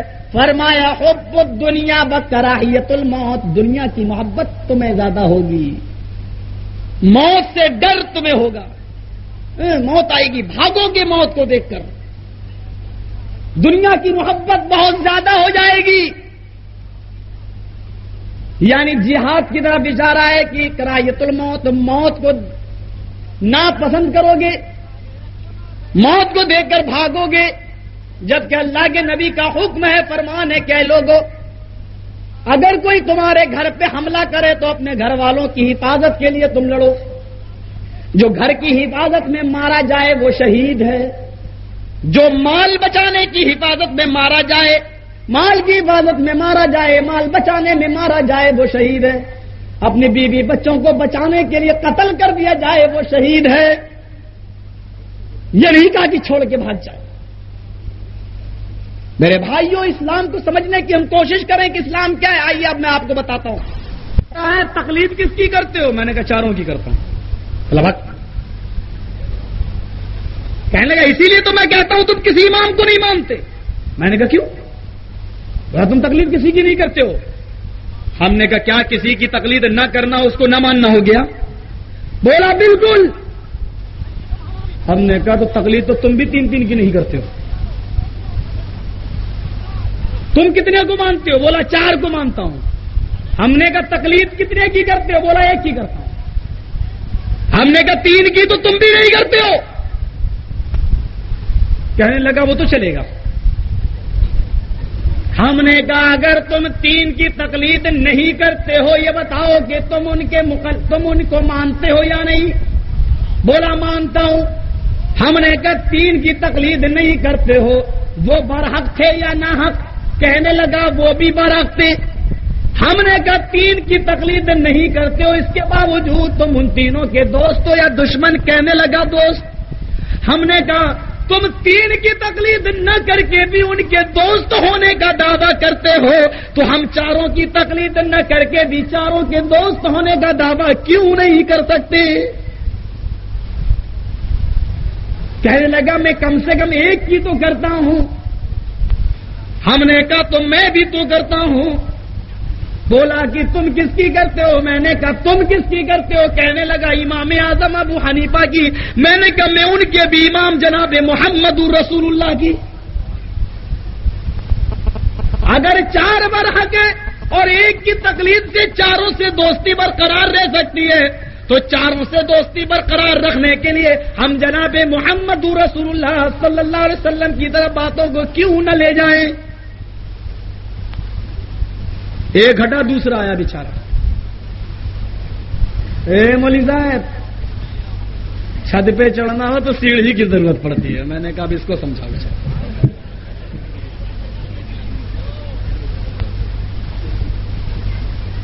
کہنے لگا قرآن میں آیا وابتغوا الیہ الوسیلہ، اللہ تک پہنچنے کے لیے وسیلہ پکڑو. ہم نے کہا قرآن کی آیت کو ہم بھی مانتے ہیں. کہنے لگا کیوں نہیں جاتے ہو؟ ہم نے کہا وسیلہ یہ ہے. بولا ہاں جی اٹل بہاری سے ملنا ہو تو چپراسی سے ملنا پڑتا ہے. ہم نے کہا ہاں صحیح بات ہے. کہنے لگا سعودیہ جانا ہو تو ہوائی جہاز کا وسیلہ پکڑنا پڑے گا. ہم نے کہا وہ بھی میں مانتا ہوں. کہنے لگا دلی جانا ہو تو ٹرین کا وسیلہ پکڑنا پڑے گا. ہم نے کہا وہ بھی مانتا ہوں. بولا پھر اللہ تک پہنچنے کے لیے پیروں کا وسیلہ کیوں نہیں پکڑتا؟ ہم نے کہا نہیں پکڑوں گا. بولا کیوں؟ میں نے کہا میری مرضی، نہیں پکڑتا، میری سمجھ میں نہیں آتا. وابتغوا الیہ الوسیلہ، اللہ تک پہنچنے کے لیے وسیلہ پکڑو. ہائے ہے وسیلے کا معنی کیا لیتے ہیں صاحب؟ پیر، بابا، قبر والے، جبکہ وہاں وسیلے سے مراد اعمال کا وسیلہ ہے. اب وسیلے کا معنی ہی تم غلط سمجھو. ان کو سمجھ رہے ہو؟ ارے بھائی مائک کا کام کیا ہے؟ دور تک آواز پہنچانا. اور چشمے کا کام کیا ہے؟ اس کو لگا کے دیکھنا. اب کوئی آدمی اس کا غلط استعمال کرے، چشمے کو منہ میں لگا کے کہے ہیلو ہیلو، آواز آئے گی. اور مائک سے دیکھنے کا کام کرے، آنکھوں میں لگا لے، تو اور اندھا ہو جائے گا. تو آج یہی وسیلے کا معنی لوگ استعمال کر رہے ہیں. عمل کا وسیلہ ہے نہ کہ پیروں کا اور مردوں کا وسیلہ. ذرا میں آپ کو وہ حدیث سناؤں. کہتے ہیں اٹل بہاری سے ملنا ہو تو پہلے چپراسی سے ملنا پڑتا ہے. ہم نے کہا بات صحیح ہے. اٹل بہاری ہمیں نہیں جانتا, ہم اٹل بہاری کو نہیں جانتے, اس لیے ملائم سنگھ سے کہتا ہوں یار تم بھی اٹاوا کہ میں بھی اٹاوا کہ چلو یار میری بات اٹل بہاری سے کہہ دو. کیوں سارا لینا پڑتا؟ وہ ہم کو نہیں جانتا, ہم اس کو نہیں جانتے. تب نا اللہ ہم کو نہیں جانتا یا ہم اللہ کو نہیں جانتے, پھر ہم وسیلہ کیوں پکڑے؟ اللہ ہم کو جانتا. اللہ کہتا ہے بندے تجھے پیدا کرنے سے پہلے بھی میں تیری اچھائیوں کو تیری برائیوں کو جانتا تھا. تو بعد میں پیدا ہوا, میں تیرے عمل سے اچھی طرح واقف ہوں کہ تو کون کیسا عمل کرے گا. اور سنو مسلم شریف کی وہ حدیث ہے کہ میرا بندہ 5 وقت کی نمازوں میں مجھ سے ہم کلام ہوتا ہے. ہم کلام ہوتا ہے ڈائریکٹ. کیا کہتا ہے؟ اللہ سے نیت باندھی اللہ اکبر, بندہ کہتا ہے الحمدللہ رب العالمین, تو اللہ اوپر سے جواب دیتا ہے حمیدنی عبدی. بندہ کہتا ہے ساری تعریف اللہ کے لیے, تو اللہ اوپر سے جواب دیتا ہے میرے بندے نے میری تعریف کی. بندہ کہتا ہے الرحمن الرحیم, اللہ کہتا ہے مجدنی عبدی, میرے بندے نے میری بزرگی بیان کی. بندہ اللہ سے کلام کر رہا ہے اور اللہ بندے سے کلام کر رہا ہے. اور جو روزانہ ڈائریکٹ اللہ سے کلام کرے اور اللہ بندے سے کلام کرے, پھر اس کو وسیلے کی ضرورت کیوں پڑے گی؟ اللہ سے ہم ڈائریکٹ بات کرتے ہیں اور اللہ ہم سے کرتا ہے, تو پھر وسیلے کی ضرورت کیوں؟ ایک اور چیز, اٹل بہاری سے ملنا ہو تو چپراسی سے ملنا پڑتا ہے. صحیح بات ہے. اس لیے کہ اٹل بہاری جی کو یہ نہیں معلوم کہ میری کرسی کے نیچے کب لادین کا آدمی ٹائم بم رکھ دے. ایڈوانی جی کو نہیں معلوم کہ کب مسعود اظہر کا آدمی میری کرسی کو اڑا ڈالے. اس لیے ان لوگوں سے ملنے کے لیے چپراسیوں کی ضرورت پڑتی ہے تاکہ اچھی طریقے سے ٹٹول لیں. ہمارے اڈوانی جی کو اٹل بہاری جی کو کوئی خطرہ تو نہیں. راجیو گاندھی کو نہیں معلوم تھا کہ میرا سواگت کرنے جو بڑھیا آ رہی ہے پھول لے کر, وہ میری موت کا پیغام بن جائے گا. اس لیے ان نیتاؤں سے ملنے کے لیے چپراسیوں کی ضرورت پڑتی ہے. لیکن وہ لوگوں بتاؤ اللہ کی کرسی کے نیچے بھی ہے کسی کی طاقت جو ٹائم بم رکھ دے؟ کیا ہے کوئی طاقت اللہ سے بڑھ کر جو اللہ کی کرسی کے نیچے ٹائم بم رکھ دے؟ ان نیتاؤں کو یہ نہیں معلوم کہ اس دیوار کے پیچھے کب کون حملہ کر دے. سنسد بھون میں جب آتنکوادیوں نے حملہ کیا, بیچارے اپنی جان بچانے کے لیے ایسے بھاگ رہے تھے جیسے چوہا بلی کو دیکھ کے بھاگتا ہے.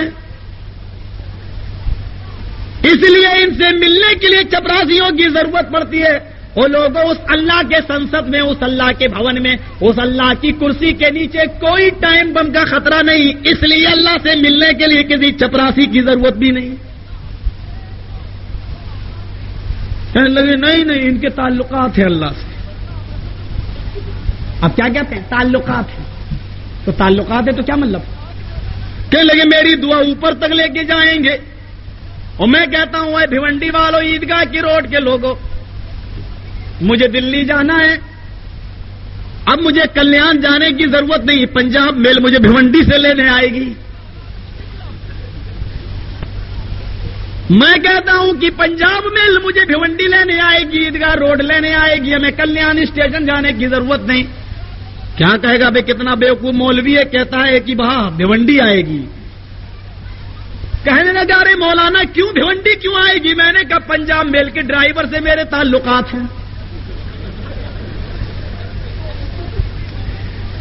پنجاب میل کے ڈرائیور سے میرے تعلقات ہیں. کہنے لگا تعلقات چاہے کتنے اچھے ہوں لیکن اصول و قانون یہ کہ اسٹیشن ہی پہ جانا پڑے گا. بس میرے بھائیوں, جب تعلقات کی وجہ سے اصول نہیں بدلتے تو یہ اللہ کے ولیوں کے تعلقات چاہے کتنے گہرے ہوں، لیکن دینے والا اللہ تو مانگا بھی اسی سے جائے گا، یہ اصول بھی نہیں بدلے گا۔ یہ کیسے بدل جاتا ہے؟ کہنے لگے نہیں مولانا، اس بات کا جواب تو تمہارے باپ بھی نہیں دے پائیں گے۔ ہم نے کہا کون سا؟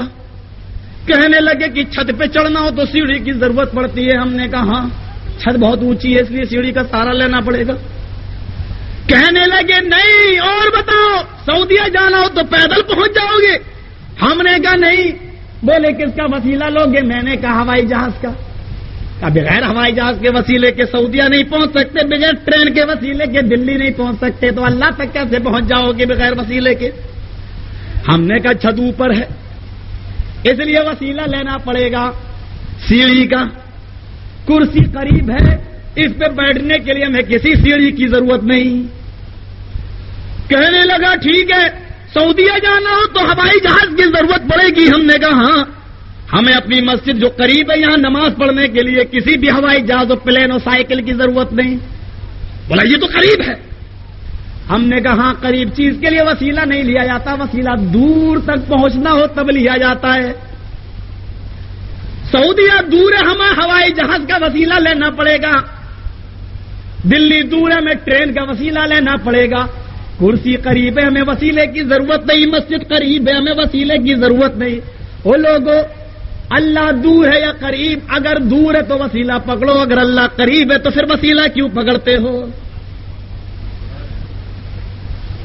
وہ بولا اللہ دور ہے یا قریب؟ کہنے لگے دور کہوں گا تب بھی پھنسے، قریب کہوں گا تب بھی پھنسے۔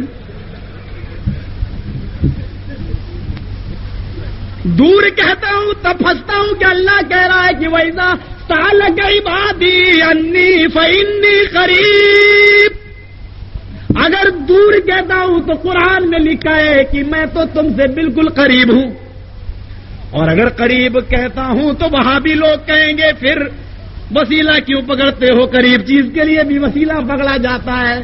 اور لوگوں، تمہارے مولویوں نے تم کو اتنا پھنسایا کہ نہ دور کہنے میں تم بچو نہ قریب کہنے میں بچو۔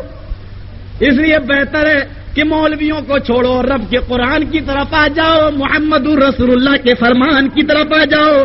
یہی ایک ایسی کشتی ہے جس پر بیٹھ کر تم اس مچھلی کی طرح تڑپنے سے بچ جاؤ گے جو پانی سے نکلنے کے بعد تڑپ کے مرتی ہے، بچ جاؤ گے۔ اللہ دور نہیں ہے، اللہ قریب ہے۔ اور کتنا قریب ہے؟ اللہ کہتا ہے اتنا قریب ہوں کہ جب میرا بندہ مجھے پکارتا ہے تو میں اپنے بندے کی شہرگ سے بھی زیادہ قریب ہوتا ہوں، اس کے رگے دل سے بھی زیادہ قریب ہوتا ہوں۔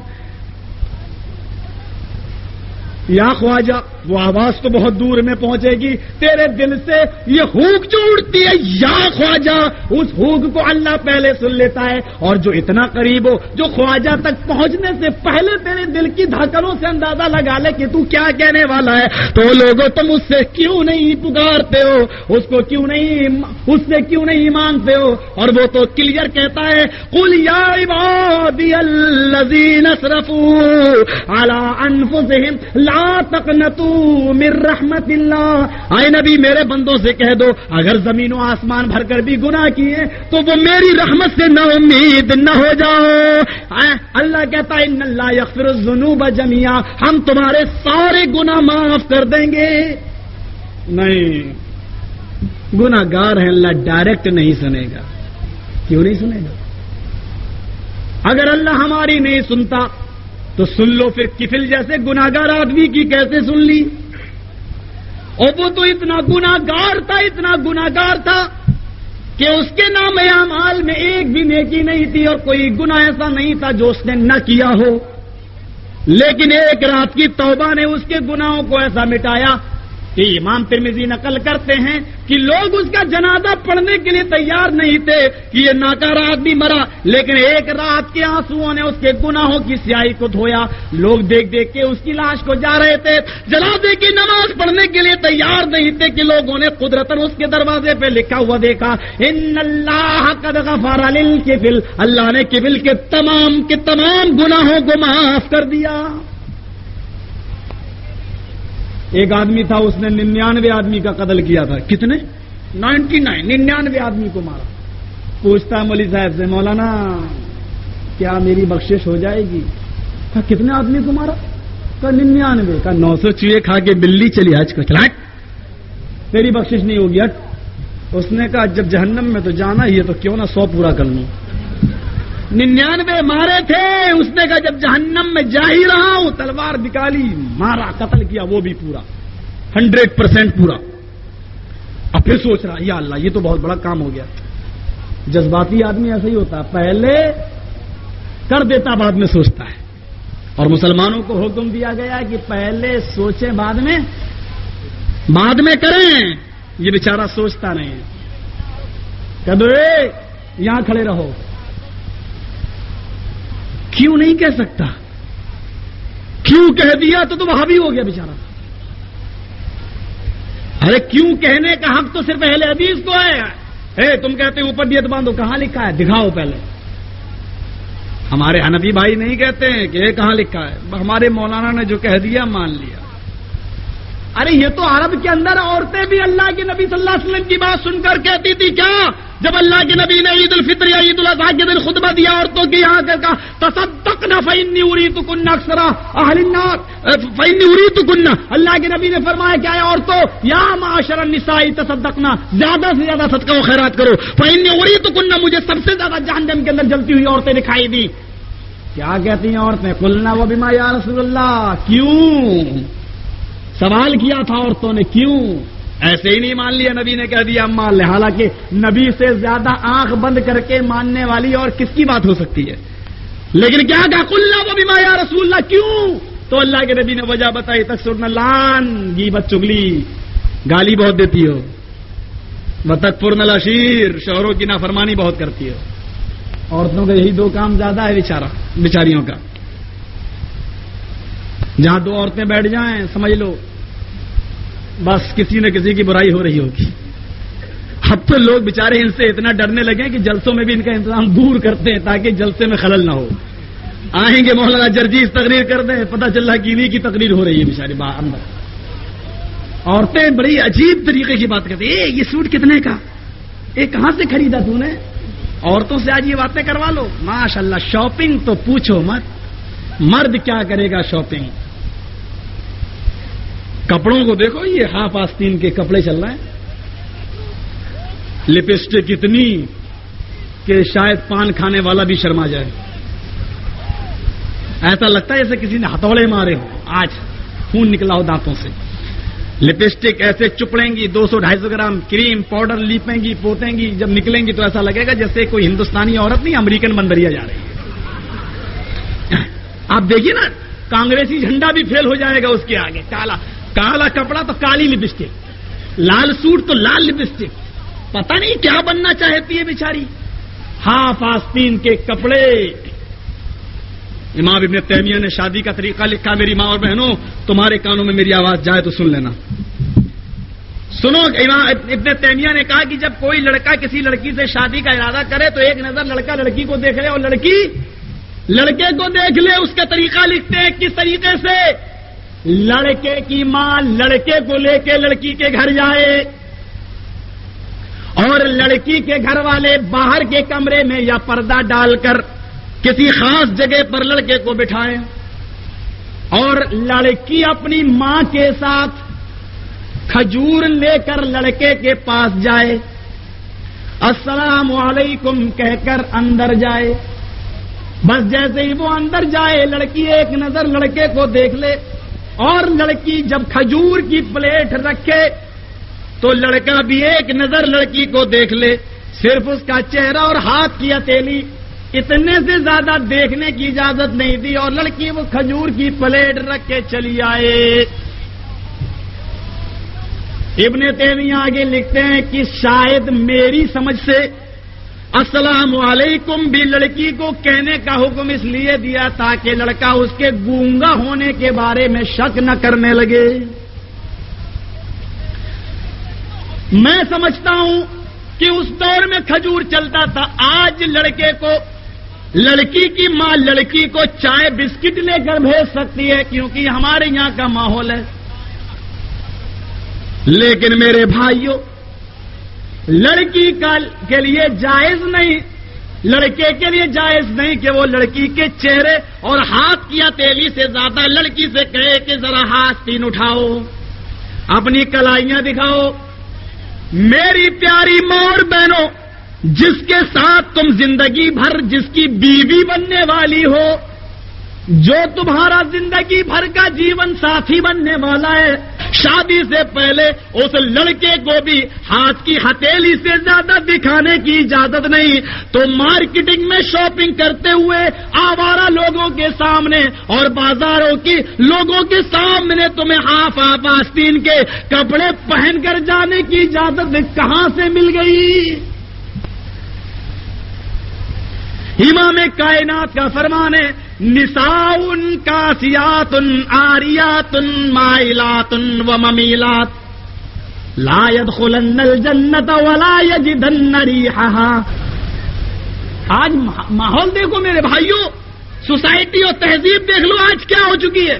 یونیورسٹی کے اندر، کالجز کے اندر لڑکیاں، المرأۃ، جنتی عورت کی پہچان اللہ کے نبی فرماتے المرأۃ اذا صلت خمسها وصامت شهرها واطاعت مالها واحسنت فرجها فلتدخل من ابواب الجنة شاءت۔ اللہ کے نبی کہتے ہیں جو عورت 5 ٹائم کی نماز پڑھ لے، رمضان کے پورے مہینے کے روزے رکھ لے، اپنے شوہر کی اطاعت کر لے، یہ 4 کام جو عورتیں کر لیں، اللہ کے نبی کہتے ہیں ایسی عورت سے قیامت کے دن فرشتے پکار پکار کے کہیں گے فلتدخل من ابواب الجنة شاءت۔ اے عورت، تیرے لیے 8 دروازے کھلے، جس دروازے سے جانا چاہے داخل ہو جا۔ میں کہہ یہ رہا تھا کہ وہ 99 آدمیوں کو پورا 100 کر لیتا ہے جب وہ، تو اب سوچ رہا ہے یا اللہ یہ کیا ہو گیا۔ پھر ایک سے پوچھتا ہے اے مولانا 100 مار چکا ہوں، میری بخشش ہو جائے گی یا نہیں؟ انہوں نے سوچا کہیں 101 میرا نمبر نہ ہو۔ کہتے ہیں کہ ہو جائے گی، لیکن میں یہ مسئلہ نہیں بتا سکتا ہوں، فلاں بستی میں بہت بڑے عالم رہتے ہیں، ان کے پاس چلے جاؤ۔ کہا اچھا ٹھیک ہے، وہ ان کے پاس جاتا صرف اس لیے کہ مغفرت کی امید لے کر، شاید میرا رب سن لے۔ اپنے گھر سے نکلا، اس عالم کے پاس جا رہا ہے، مڈل آف ارتھ، بیچ میں پہنچا، ہارٹ اٹیک ہو جاتا ہے، گرا۔ لیکن عالم کی بستی کی طرف جانا چاہتا ہے کہ میں اس سے مسئلہ پوچھ لوں، گھسٹنے لگتا ہے، ایک ہاتھ آگے بڑھ جاتا ہے۔ ایک حدیث میں آتا ہے ایک ہاتھ، ایک میں آتا ہے ایک بالش، مر گیا، انتقال ہو گیا۔ عذاب کے فرشتے بھی آ گئے، رحمت کے فرشتے بھی آ گئے، میں اس کی روح لوں گا۔ رحمت کے فرشتے کہتے ہیں نہیں، اس کی نیت نیک تھی، مغفرت کے لیے جا رہا تھا، اس لیے میں اس کو لے جاؤں گا۔ تو عذاب کے فرشتوں کو دے دو اور اس بستی کے قریب عالم کی بستی کے تو رحمت کے فرشتوں کے حوالے کر دو۔ زمین نہ پی گئی تو ایک بالشت آگے نکل گیا تھا، عالم کی بستی کے قریب رحمت کے فرشتوں کے حوالے کر دیا گیا۔ وہ لوگوں، اس 100 آدمیوں کے قاتل کو کسی بابا کی پیر کی ضرورت نہیں پڑی، اللہ ان گناہگاروں کو جنت میں داخل کر سکتا ہے۔ تو پھر ہم تو محمد رسول اللہ کی امتی ہیں، پھر ہمیں کیوں نہیں اللہ داخل کرے گا؟ ہم کیوں نہ ڈائریکٹ اللہ رب العالمین سے مانگے؟ ہم میں ایک قصور ہے، ایک عیب ہے کہ جو حوالہ دیتا ہوں قرآن و حدیث سے دے دیتا ہوں، اسی لیے لوگ بیچارے کہتے ہیں کہ اب انکار کیا جائے تو کیسا کیا جائے۔ اور لوگ مثالیں دیتے چھت پہ چڑھنا ہو تو سیڑھی کی ضرورت پڑتی ہے، اور ہم مثالیں دیتے ہیں کہ رب قریب ہے ہمارے، اور قریب چیز کے لیے وسیلے کی ضرورت نہیں پڑتی۔ ہم نے مثال نہیں دی، ہم نے قرآن کی آیت پڑھ کے بتایا ہے کہ جب میرا بندہ مجھے پکارتا ہے تو ہم اس کی شہرت سے بھی زیادہ قریب ہوتا ہوں۔ بات تو سب ٹھیک ہے لیکن مانیں گے نہیں۔ ایک کہتا مولوی صاحب مردے سنتے ہیں کہ نہیں؟ ہم نے کہا یار مجھ سے کیوں پوچھ رہا ہے، قبرستان میں جا مردے سے بات کر کے دیکھ لے سنتے ہیں کہ نہیں۔ کہتا ہے وہ کیا بولتے ہیں جو ہماری بات کا جواب دیں گے؟ ہم نے کہا مرنے کے بعد کیا صرف کان کی طاقت رہ جاتی ہے؟ کیا زبان کی طاقت ختم ہو جاتی ہے؟ کہا نہیں، حدیث میں آتا ہے کہ مردے سنتے ہیں۔ ہم نے کہا حدیث میں تو یہ بھی آتا ہے کہ مردے بولتے ہیں۔ کہا یہ نہیں آتا۔ میں نے کہا وہ بھی نہیں آتا کہ سنتے ہیں۔ بولا یہ آتا ہے سنتے ہیں۔ ہم نے کہا یہ بھی آتا ہے کہ بولتے ہیں۔ بولا وہ کہیں نہیں آتا۔ میں نے کہا یہ بھی کہیں نہیں آتا۔ بولا اگر میں دکھا دوں تو؟ میں نے کہا اور میں دکھا دوں تو؟ بولا مان لوں گا۔ میں نے کہا میں بھی مان لوں گا۔ بولا دکھا۔ ہم نے کہا سوال پہلے تو نے کیا، پہلے تو دکھا۔ کہنے لگا حدیث میں آتا ہے کہ جب تم مردے کو قبرستان میں دفن کر کے چلتے ہو تو مردہ تمہارے جوتوں کی آواز بھی سنتا ہے۔ دیکھ سنتا ہے کہ نہیں سنتا؟ ہم نے کہا بات مانتا ہوں تیری۔ اب آیا اونٹ پہاڑ کے نیچے، ابھی کہتا تو نہیں سنتا، آپ کیسے کہہ رہا سنتا؟ اب میرا سن، اسی حدیث میں آگے لکھا ہوا ہے کہ جب مردے کو کاندھا لے کے چلتے ہو تو نیک مردہ ہوتا ہے تو کہتا ہے مجھے جلدی لے چلو میری منزل کی طرف، اور برا مردہ ہوتا ہے کافر منافق تو کہتا ہے ہاں میری تباہی میری بربادی، مجھے کہاں لے کے جا رہے ہو؟ ہم نے کہا دیکھ مردہ بولتا ہے کہ نہیں بولتا؟ ہری پگڑی اتار کے کہتا ہے ہاں یار مردہ بولتا بھی ہے۔ ہم نے کہا جب بولتا ہے تو پھر جا قبرستان میں معلوم کر کے دیکھ لے۔ کہنے لگا وہ کیسے بولتا ہے، یہ کیفیت سمجھنا ہمارے بس میں نہیں ہے۔ ہم نے کہا وہ کیسے سنتا ہے، یہ کیفیت سمجھنا ہمارے بس میں نہیں ہے۔ کہنے لگا قبرستان میں جاتے ہو تو کہتے ہو السلام علیکم یا اہل القبور، یہ نبی نے کیوں حکم دیا؟ میں نے کہا یہ بات الگ ہے کہ نبی کا حکم ہمیں ماننا پڑے گا، لیکن نبی نے یہ نہیں کہا کہ مردے سنتے ہیں، تم سلام کرو اللہ تمہارے سلام کو مردوں تک پہنچائے گا تب وہ جواب دیں گے۔ کیسے دیتے ہیں یہ کیفیت مجہول اور اللہ جانتا ہے۔ بالکل اسی طریقے سے جس طریقے سے تم یہاں بیٹھے ہو لکھتے ہو میرے بھائی السلام علیکم، اور تمہارا بھائی امریکہ میں ہوتا ہے لیٹر لکھتے ہو السلام علیکم، بھائی یہاں بیٹھے بیٹھے جواب نہیں دے دیتا ہے، بلکہ پوسٹ مین جب اس لیٹر کو لے کے جاتا ہے اور لیٹر کھولتا تمہارا بھائی تب السلام علیکم کا جواب دیتا ہے۔ بس اسی طریقے سے مردے بھی جواب دیتے ہیں برزخی زندگی میں، جب اللہ ہمارے سلام کو ان تک پہنچاتا ہے۔ کیسے پہنچاتا ہے یہ اللہ جانے، وہ کیسے جواب دیتے ہیں یہ اللہ جانے، کیفیت مجہول ہے۔ کبھی نہ چھوڑنا ستت مات مانم، کبھی بھی نہ چھوڑنا، ستت پکڑے رہنا، ہمیشہ پڑھنا۔ اللہ کے نبی نے بھی کہا اللہ اکبر کہہ کر پڑھی جانے والی نماز کبھی نہیں چھوڑنا۔ ارجن نے پوچھا اگر کبھی چھوٹ جائے تو فرمایا راسی ارجن، اگر کبھی چھوٹ گئی جان بوجھ کر تو دھرم پر استھت نہ رہو گے، دھرم پہ قائم نہیں رہو گے۔ محمد رسول اللہ نے بھی فرمایا من ترک الصلاۃ متعمدا، کبھی جان بوجھ کر چھوٹ گئی چھوڑ دیے تو اسلام پہ قائم نہیں رہو گے۔ اللہ اکبر کہہ کر ناتیو آچم ناتیو نیچا آسم، نہ اوپر نہ نیچے، رکو مڈل آف، بیچ میں ہے بالکل، نہ اوپر نہ نیچے۔ رکوع کرنے کا طریقہ، اور رکوع جب آدمی کر رہا ہے دیکھیے گا تو ہاتھ کو ٹائٹ کیا ہوا ہے، گھٹنا مضبوطی سے پکڑے ہوئے ہے، پیر پر وزن ڈالے ہوئے ہے، ہاتھ کی ایکسرسائز، ران کی ایکسرسائز اور پیر کی ایکسرسائز، یوگی یجیت، اس پرکار یوگ پوجا کرو کہ ایکسرسائز ہو جائے۔ ریڑھ کی ہڈی کو سیدھا کیے ہوئے ہے، ایسا کر لو کہ پانی کا برتن گرنے نہ پائے، ریڑھ کی ہڈی سیدھی۔ ڈاکٹر مورس امریکہ کا ڈاکٹر لکھتا ہے کہ جو لوگ 5 وقت کی نماز پڑھتے ہوں گے ان لوگوں کو کبھی بھی ریڑھ کی ہڈی کے درد کی شکایت نہیں ہو سکتی ہے، کیونکہ ریڑھ کی ہڈی کی ایکسرسائز ہوتی ہے نماز کے اندر۔ ان لوگوں کی نمازوں کے بارے میں نہیں کہتے جو کوے کی ٹھونگے مارے ہیں۔ اللہ اکبر، سمع اللہ لمن حمدہ، اللہ اکبر، کچھ نہیں کہا، ایک دم گھس گئے، پھر سبحان ربی اللہ، سبحان ربی اللہ، سبحان ربی اللہ، اللہ اکبر، اللہ اکبر، پھر گھس گئے۔ کوا بھی اتنی جلدی جلدی دانے نہیں چنتا ہوگا۔ جب تک لفافے پر گورنمنٹ کی مہر نہیں ہوگی ہمارا لفافہ نہیں پہنچے گا، چاہے وہ کاغذ 500 روپے کا ہی کیوں نہ ہو۔ وہ لوگوں 3 روپے کا لفافہ لے لو، گورنمنٹ کی مہر ہوگی، پہنچ جائے گا صحیح ایڈریس پر، نمازیں کم ہی صحیح لیکن گورنمنٹ کی مہر ہونی چاہیے، جناب محمد رسول اللہ کی مہر ہونی چاہیے، اور وہ مہر کون دے گا؟ جناب محمد رسول اللہ سے ملے گی۔ اس لیے قیامت کے دن اللہ سوال یہ نہیں کرے گا آئے میرے بندے تو نے جو نماز پڑھی تھی وہ کس امام کے مطابق پڑھی تھی، اللہ یہ پوچھے گا میرا نبی جو آئیڈیل تھا، جو ماڈل تھا، جو میں نے آئیڈیل ماڈل اور اسوا بنا کے بھیجا تھا، تو نے میرے نبی کے طریقے کے مطابق نماز پڑھی یا نہیں پڑھی؟ یہ چتاتما اور آتما کے ساتھ پڑھو، خشوع اور خضوع کے ساتھ پڑھو، نراشیر سارے خداؤں سے نراش ہو جاؤ، پر ایک گرہ لیکن اللہ سے نراش نہیں ہونا ہے۔ شریمد بھاگوت گیتا کے 6 ادھیائے کا 10واں منتر ہمیں نماز پڑھنے کا طریقہ بتا رہا ہے۔ محمد و رسول اللہ کا نام بتاتے ہوئے کہا گیا بڑا ہی شانتی پریہ ہوگا، شانتی کو استھاپت کرے گا۔ غور کرنا، اللہ کے نبی جناب محمد رسول اللہ صلی اللہ علیہ وسلم مکے کی آبادی سے تھوڑا باہر نکل گئے۔ علامہ سیوطی نقل کرتے ہیں کہ ایک بوڑھی عورت اپنے سر کے اوپر گٹر لادے ہوئی آ رہی تھی، اس نے پیچھے سے دامن پکڑ کے کھینچا، اجنبی آدمی میں تجھے جانتی نہیں، میری لکڑیوں کو میرے گھر تک پہنچا دے۔ محمد رسول اللہ صلی اللہ علیہ وسلم نے لکڑیوں کا گٹھر اپنے سر پہ لادا، اس بوڑھی عورت کے گھر پہ جاتے ہیں اور اس کے گھر تک لکڑیوں کے گٹھر کو پہنچا دیتے ہیں۔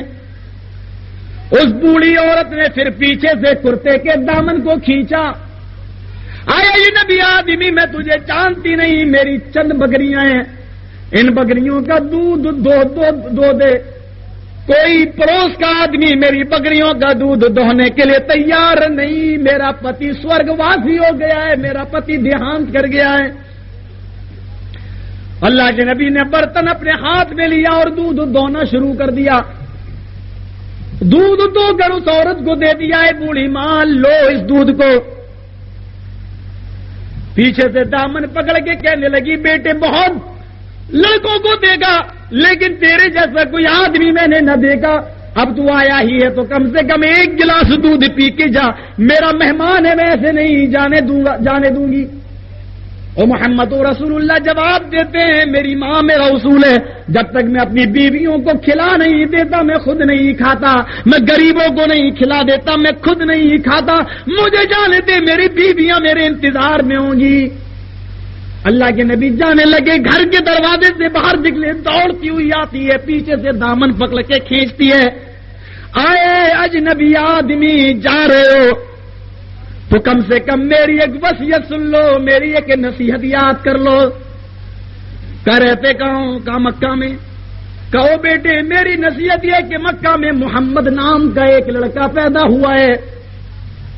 وہ بیٹے مکہ میں محمد نام کا ایک شخص پیدا ہوا ہے، اپنے باپ دادا کے دین کو چھڑواتا ہے، باپ کو بیٹوں سے اور بیٹوں کو باپ کا دشمن بنا دیتا ہے، میاں بیوی میں پتی پتنی میں جدائی کرا دیتا ہے، بھائی بھائی کو دشمن بنا دیتا ہے۔ او میرے بیٹے مکے میں جانے کے بعد محمد کے سائے سے الگ رہنا۔ اتنا کہا کہ محمد رسول اللہ صلی اللہ علیہ وسلم کی آنکھوں میں آنسو آ گئے۔ خصائص میں اللہ مسیحی نقل کرتے ہیں، کرتے کے دامن کو پکڑا، اللہ کے نبی نے اپنے آنکھوں سے بہنے والے آنسوؤں کو پوچھا۔ اس عورت نے کہا، او بیٹے تو نے مجھے خوشی پہنچائی، میں نے تیرے دل کو دکھایا، بات کیا ہے؟ اے بیٹے بتا تو صحیح کہ تو رویا کیوں؟ کما محمد کے بارے میں تم نے کیا سنا ہے؟ کہا میں نے سنا کہ وہ جادوگر ہے، جہاں جاتا ہے اپنا جادو چلا دیتا ہے اور لوگ اسلام لے آتے ہیں۔ کما یہ بتا جس کو تو محمد کہہ رہی ہے میں ہی محمد ابن عبداللہ ہوں، مجھے یہ اللہ نے رسول بنا کے بھیجا ہے، میرے بارے میں الزام ہے کہ بھائی بھائی کو دشمن بنا دیتا ہے، میرے بارے میں الزام ہے کہ میں جادوگر ہوں۔ او بوڑھی ماں بتا کہ میں نے تیرے اوپر کون سا جادو چلایا؟ تو نے ہی کہا لکڑیاں اٹھا، میں اٹھا کے لے گیا، تو نے ہی کہا بکریوں کا دودھ دو دے، میں نے دو دیا، تو نے کہا دودھ پی لے، میں نے نہیں پیا۔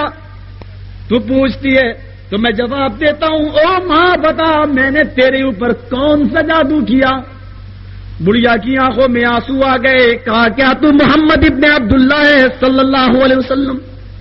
کہاں میرا ہی نام محمد ابن عبداللہ ہے۔ بڑھیا کہتی ہے زمین و آسمان کو گواہ بنا کے کہتی ہوں کہ اگر تو محمد ہے تو یہ چہرہ کسی جھوٹے کا نہیں ہو سکتا۔ اشہد ان لا الہ الا اللہ واشہد ان محمدا عبدہ ورسولہ، یہ کلمہ پڑھ کر وہ بڑھیا بھی اسلام لے آتی ہے۔ میرے بھائیوں بتاؤ کون سا اللہ کے نبی نے اتیاچار کر کے دکھایا تھا؟ آج کیا بات ہے کہ میڈیا والے آج اسلام کی غلط تصویر پیش کر رہے ہیں۔ کہنے لگے اسلام تلوار کے زور سے پھیلا، یہ بھی تمہارا الزام ہے۔ کہنے لگے محمد نے جنگ بدر لڑی، محمد نے جنگ احد لڑی صلی اللہ علیہ وسلم، تلوار چلائی ہو؟ میں کہتا ہوں ہاں، اللہ کے نبی نے صرف اپنی زندگی میں جنگ بدر احد ہی نہیں لڑی بلکہ 26 لڑائیاں اپنی زندگی میں شریک ہوئے۔ 26 میں اللہ کے نبی کے زمانے میں کل 80 جنگیں ہوئی، 80 اللہ کے نبی کی حیات میں، جس میں اللہ کے نبی شریک ہوئے ان کی تعداد ہے 26. بقیہ جو 54 جو جنگیں بچی اس میں اللہ کے نبی شریک نہیں ہو سکے، اس لیے اس کو غزوہ نہیں سریہ کہا جاتا ہے، جس میں اللہ کے نبی شریک نہیں ہو سکے. تو اللہ کے نبی جس میں شریک تھے وہ بھی اور جس میں سملت نہیں تھے وہ بھی، اگر جوڑو تو کتنا ہوا؟ 80.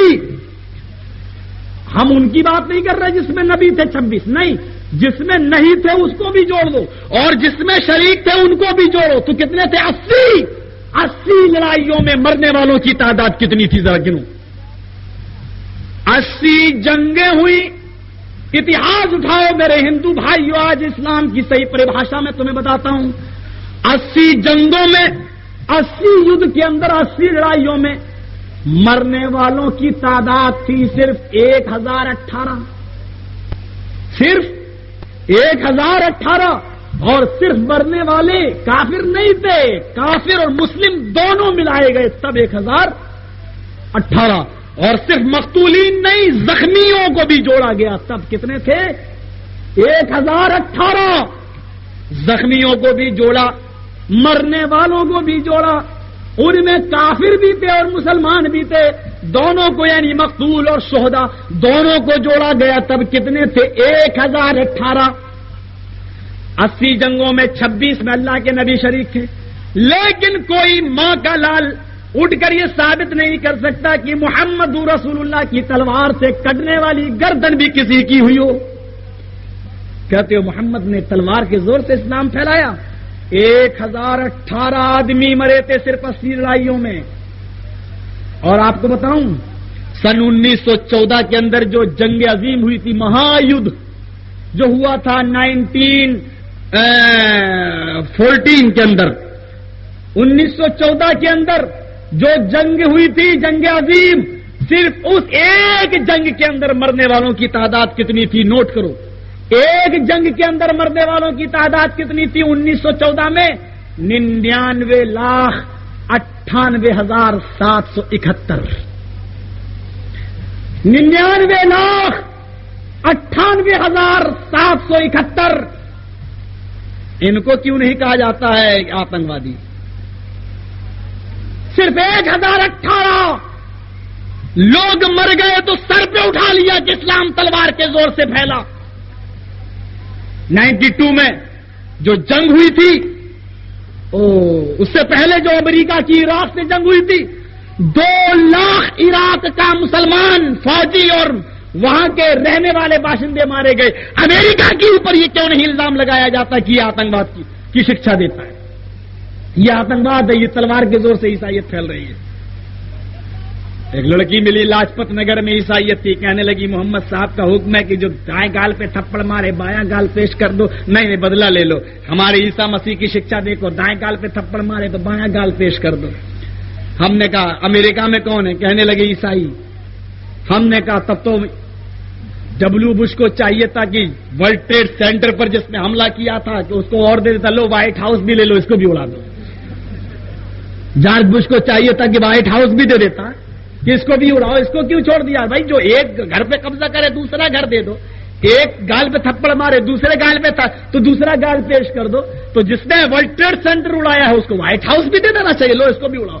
پھر افغانستان پر حملہ کیوں کیا؟ اللہ کا شکر ہے جارج ڈبلو بش نے بھی عمل کیا ہے تو محمد رسول اللہ کی حدیث پر عمل کیا ہے، بدلہ لیا ہے.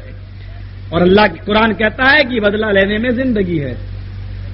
ٹھاکرے جی کی، اڈوانی جی کی بھتیجی بیچاری جب مسلمان کے ساتھ فرار ہو گئی تب ان کی تھپڑ پڑا ان کو، میں پردھان منتری بن جاؤں تو یہ سزا رکھ دوں. میرے ہندو بھائیوں کلیئر کر دوں، تمہاری کتاب صاف کہتی انتم رشی جب پیدا ہوگا تو 12 بیویاں رکھے گا، 12 پتنیاں ہوں گی. میرے ہندو بھائیوں 12 بیویوں والا مجھے کوئی نہیں دکھائی دیتا ہے. اٹل بہاری تو بیچارہ اب تک کنوارا ہے، ایک کا بھی مالک نہیں ہے. 12 بیویوں والا اگر کوئی ملے گا تو جناب محمد رسول اللہ ملیں گے، جن کی 11 بیوی تھی اور ایک باندھی تھی جو ماریہ قبطیہ کے نام سے دی گئی تھی اللہ کے نبی کو. اور اس کی پیدائش بھی بتائی کہ وہ مادہ ماس کے شکل پکش میں 12 تاریخ کو پیدا ہوگا. لیجئے صاحب، اللہ کے نبی کی پیدائش 12 ربیع الاول بتائی جاتی ہے جو شغل پکش کے انترگت ہے، حالانکہ 9 بھی بتائی جاتی ہے، اگرچہ 9 زیادہ صحیح ہے، لیکن میں تمہاری دھارمک کتابوں سے بتانے کے لیے بتاتا ہوں کہ 12 بھی پرسدھ ہے اور 12 بھی مشہور ہے۔ اور سنو، تمہاری کتاب کے اندر یہ بھی کہا گیا ہے کہ وہ نابی کمل میں جنم لے گا، انتم رشی نابی کمل میں جنم لے گا۔ نابی کمل، کمل جانتے ہو کمل کا پھول ہوتا ہے نا، اس کے بیچ میں ایک ڈنٹل نکلا ہوتا ہے، لکڑی، پھول کو آپ پکڑیں گے تو بیچ میں ہلکی سی لکڑی ہوتی ہے نا، اس کو سونگتے ہیں لکڑی پکڑ کر، تو لکڑی بیچ میں ہوتی ہے، اسی کو کہا گیا نابی، بیچ، کمل کا بیچ۔ محمد صلی اللہ علیہ وسلم کل کی اوتار نابی کمل میں پیدا ہوں گے، جس طریقے سے نابی کمل کے بیچ میں ڈنٹل ہوتا ہے، اسی طریقے سے انتم رشی پوری دنیا کے بالکل بیچوں بیچ میں پیدا ہوگا۔ نابی کمل میں ہندوستان میں، پاکستان میں، امریکہ میں پیدا نہیں ہوگا، بلکہ وہ بالکل پوری دنیا کے بیچوں بیچ میں ہوگا۔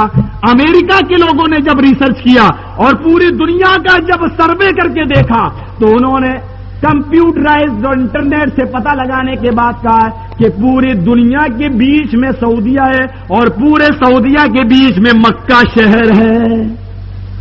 مکہ شہر نابی کمل، اور انتم رشی نابی کمل میں پیدا ہوگا، یعنی مکے میں پیدا ہوگا۔ اس کا نام کیا ہوگا؟ اس کا نام محمد ہوگا، اور سب کو برابر کی نظر سے دیکھے گا۔ اللہ کے نبی صلی اللہ علیہ وسلم نے سمن بھی تھا، سب کو سمان نظر سے دیکھا۔ جنگ بدر میں جب کافروں کو قید کیا تو اسی جنگ بدر میں کافروں کی طرف سے قید ہو کر آنے والے آپ کے چچا حضرت عباس بھی تھے، اور آپ کا داماد حضرت زینب کا شوہر ابو العاص ابن ربیع بھی تھے، اور اللہ کے نبی نے ان دونوں کے پیروں میں بیڑیاں بھی ڈال دی تھی۔ اپنے داماد کے پیر میں بھی بیڑیاں ڈالی اور اپنے چچا عباس کے پیروں میں بھی بیڑیاں ڈال دی تھی۔ غور کرنا، جب کسی صحابی نے عباس کے پیروں کی بیڑیوں کو ڈھیلا کر دیا تو اللہ کے نبی نے پوچھا کہ ان کے پیروں کی بیڑیوں کو کیوں ڈھیلا کیا؟ انہوں نے جواب دیا، اللہ کے نبی جب عباس چلاتے تھے تو آپ کو نیند نہیں آتی تھی کیونکہ عباس آپ کے چچا ہیں۔ اللہ کے نبی نے فرمایا اگر تم نے یہ میرے چچا کے ساتھ سلوک کیا تو سارے قیدیوں کے ساتھ بھی یہی سلوک کرو، ورنہ میرے چچا کے پیروں کی بیڑیوں کو ٹائٹ کر دو۔ سمن بھی تھا، سب کو سمان نظروں سے اور سمان درشٹی سے دیکھا تھا محمد رسول اللہ صلی اللہ علیہ وسلم نے۔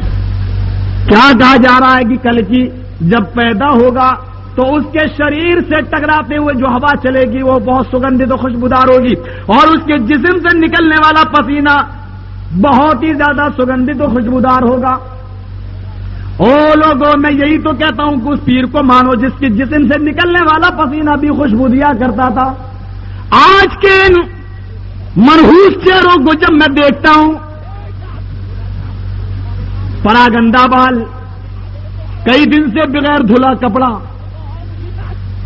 چہرے پہ دیکھو تو ایسا لگتا ہے جیسے چاند کو گرہن لگ گیا ہو،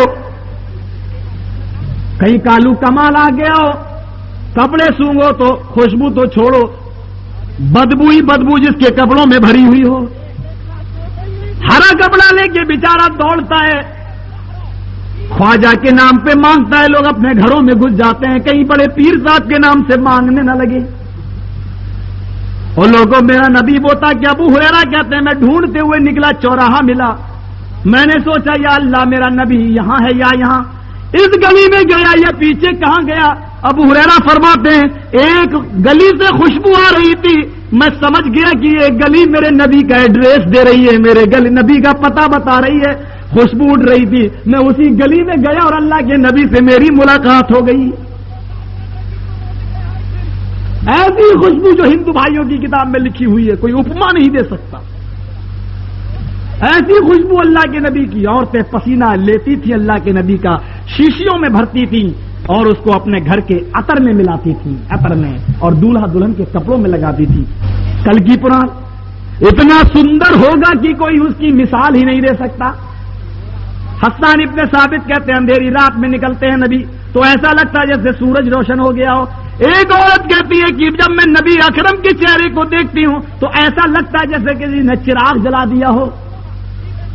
اللہ کے نبی اتنے خوبصورت تھے، یہودیوں نے کہا کہ یوسف علیہ السلام اتنے حسین تھے کہ مصر کی عورتوں نے دیکھا تو انہوں نے اپنے ہاتھ کی انگلی کاٹ ڈالی۔ قرآن بیان کرتا ہے، قرآن نے محمد رسول اللہ کے حسن کو بیان نہیں کیا۔ یہودیوں نے چڑھایا اور لوگوں یہودیوں نے پڑھا ہی نہیں. ہاں یوسف بڑے خوبصورت ہے. یوسف کو مصر والیوں نے دیکھا تو اپنے ہاتھ کی انگلیاں ضرور کاٹ ڈالی، لیکن جب محمد رسول اللہ کو مکے کے لوگوں نے دیکھا میرے بھائیوں تو یوسف کو دیکھ کر تو یوسف والیوں نے یعنی مصر والیوں نے اپنی انگلیاں کاٹی تھی، لیکن محمد رسول اللہ کو صحابہ نے دیکھا تو میدان جنگ میں اپنی گردنیں کٹا ڈالی. غور کرو، اما عائشہ کہتی تھی آئے لوگوں ایک تمہارا سورج ہے ایک میرا سورج ہے، تمہارا سورج دن میں نکلتا ہے میرا سورج عشاء کے بعد نکلتا ہے. اما عائشہ اپنے شوہر کی تعریف کیا کرتی تھی اور ان کو سورج کہتی تھی. ہاں میں تمہیں بتاؤں تمہاری کتاب میں یہاں تک لکھا ہوا ہے. ایک جگہ میں بمبئی میں نام نہیں لینا چاہتا ہوں، ایک جگہ گیا سوال کرنے کے لیے بلائی تھی، اسی بمبئی کی بات بتا رہا ہوں. کیا کہتے ہیں ایم ایس ٹی کر رہی تھی بیچاری، کالا پینٹ شرٹ ٹی شرٹ لال رنگ کی پہن کے آئی. مولوی صاحب لوگ چاند پر رہیں گے تو کیسے عید کریں گے، روزہ کیسے رکھیں گے، چاند دیکھ کے تو عید کی جاتی ہے. ہم نے کہا سوال کا جواب بعد میں دوں گا، پہلے اپنی ڈریس بدل کیا. What is problem? عجیب معاملہ ہے یار. انگریز چلے گئے، انگریزی لفظ ایسے چھوڑ گئے. قرآن اصول بتاتا ہے جب تمہارے گھر پہ کوئی آئے اور مرد نہ ہو تو عورتیں کڑک آواز میں بات کریں، دروازے کے اندر سے پردے کی اوٹ سے کڑک آواز میں. اے کون، کہاں سے آئے ہو، کیا بات ہے؟ اب بدتمیزی بھی نہیں ہو، اے کون کہ بھائی یہاں سے نہیں ہے کوئی. اب ایسی بھی بات نہیں ہو، کڑک آواز میں بات کرے. کون کہاں سے آیا؟ جی اس وقت نہیں ہے، شام کو آنا. لیکن اب یہ دور نہیں ہے، ماڈرن ماحول ہے. کوئی دروازہ کھٹکھٹاتا ہے، اوڑھنی گئی بھاڑ میں، دروازہ کھولے گی. جی آپ کہاں سے آئے؟ ایکسکیوز می، آئیے اندر تشریف لائیے. یہ ایکسکیوز می والا زمانہ ہے. عجیب ماحول ہے. آج ہماری لڑکیوں کا حال ہے، آئیے دروازہ کھلا بیٹھیے. اب بتاؤ بیچارہ جب وہ گھر سے آئے گا تو سوچے گا دوسری مرتبہ اس کے بھائی سے ملنے آؤں کہ اسی سے ملنے آؤں. کیا ماحول ہو رہا ہے میرے بھائیوں. اسلام کا پردہ کس طریقے سے غارت کیا جا رہا ہے، تبدیل کیا جا رہا ہے. میں نے اس سے کہا اس لڑکی سے جاؤ ڈریس بدل کیا کہتے واٹ از پرابلم. ہم نے کہا انگریزی مت بول، ہندی میں بات کر. کہنے کی موجودہ دور ہے، ترقی کا زمانہ ہے، اس کپڑے کو اسلام برا تو نہیں کہتا. ہم نے کہا تجھے جو اسلام معلوم ہے وہ برا نہیں کہتا ہے، لیکن میرے پاس جو اسلام ہے وہ اس کو برا کہتا ہے. کہا میرے اسکول کی یونیفارم ہے. ہم نے کہا اسکول میں پہن کے جانا، میرے پاس ہی بدل کے آؤ. 12:15 بج گئے ہیں، پرمیشن زیادہ دیر کی نہیں تھی. کل بھی میرا پروگرام ہے گوئنڈی شیواجی نگر بیگم باڑی میں، پرسوں بھی پروگرام ہے چیتا کیمپ کے اندر. 1 تاریخ تک لگاتار پروگرام ہے. انشاءاللہ پھر کبھی موقع ملے گا آپ کے سامنے حاضری دوں گا. اللہ رب العالمین سے ہم دعا کرتے ہیں انہی باتوں پر کہ اللہ تعالی ہمارے ہندو بھائیوں کو بھی صحیح سمجھنے کی توفیق عطا فرمائے. اور آتنکواد کا جو ہوا، سنیے ایک منٹ بیٹھیے ابھی تھوڑا سا، جب تک ایک آخری کلمات کا اور شکریہ ادا نہ کر لیا جائے آپ لوگ مت جائیے. کم سے کم میری بات مانیے، اتنی دیر تک مانتے رہے تو ابھی آپ بیٹھ جائیے. اللہ رب العالمین سے ہم دعا کرتے ہیں کہ بار الہ ہماری خطاؤں کو معاف فرما دے، ہماری ماں اور بہنوں کو پردے کی توفیق عطا فرمائے، اور ہمارے ہندو بھائیوں کو ستیہ مارگ میں چلنے کی توفیق عطا دے. ہمارے حنفی و بریلوی بھائیوں کو اگر برا لگے تو میں ان سے معذرت چاہتا ہوں. بڑے پیار سے میں نے ان کو یہ سمجھایا. اللہ ہم سب کو اتفاق اور اتحاد کے ایک پلیٹ فارم پہ قائم کر دے. وما علینا الا البلاغ المبین. وآخر دعوانا ان الحمد للہ رب العالمین. السلام علیکم ورحمۃ اللہ وبرکاتہ.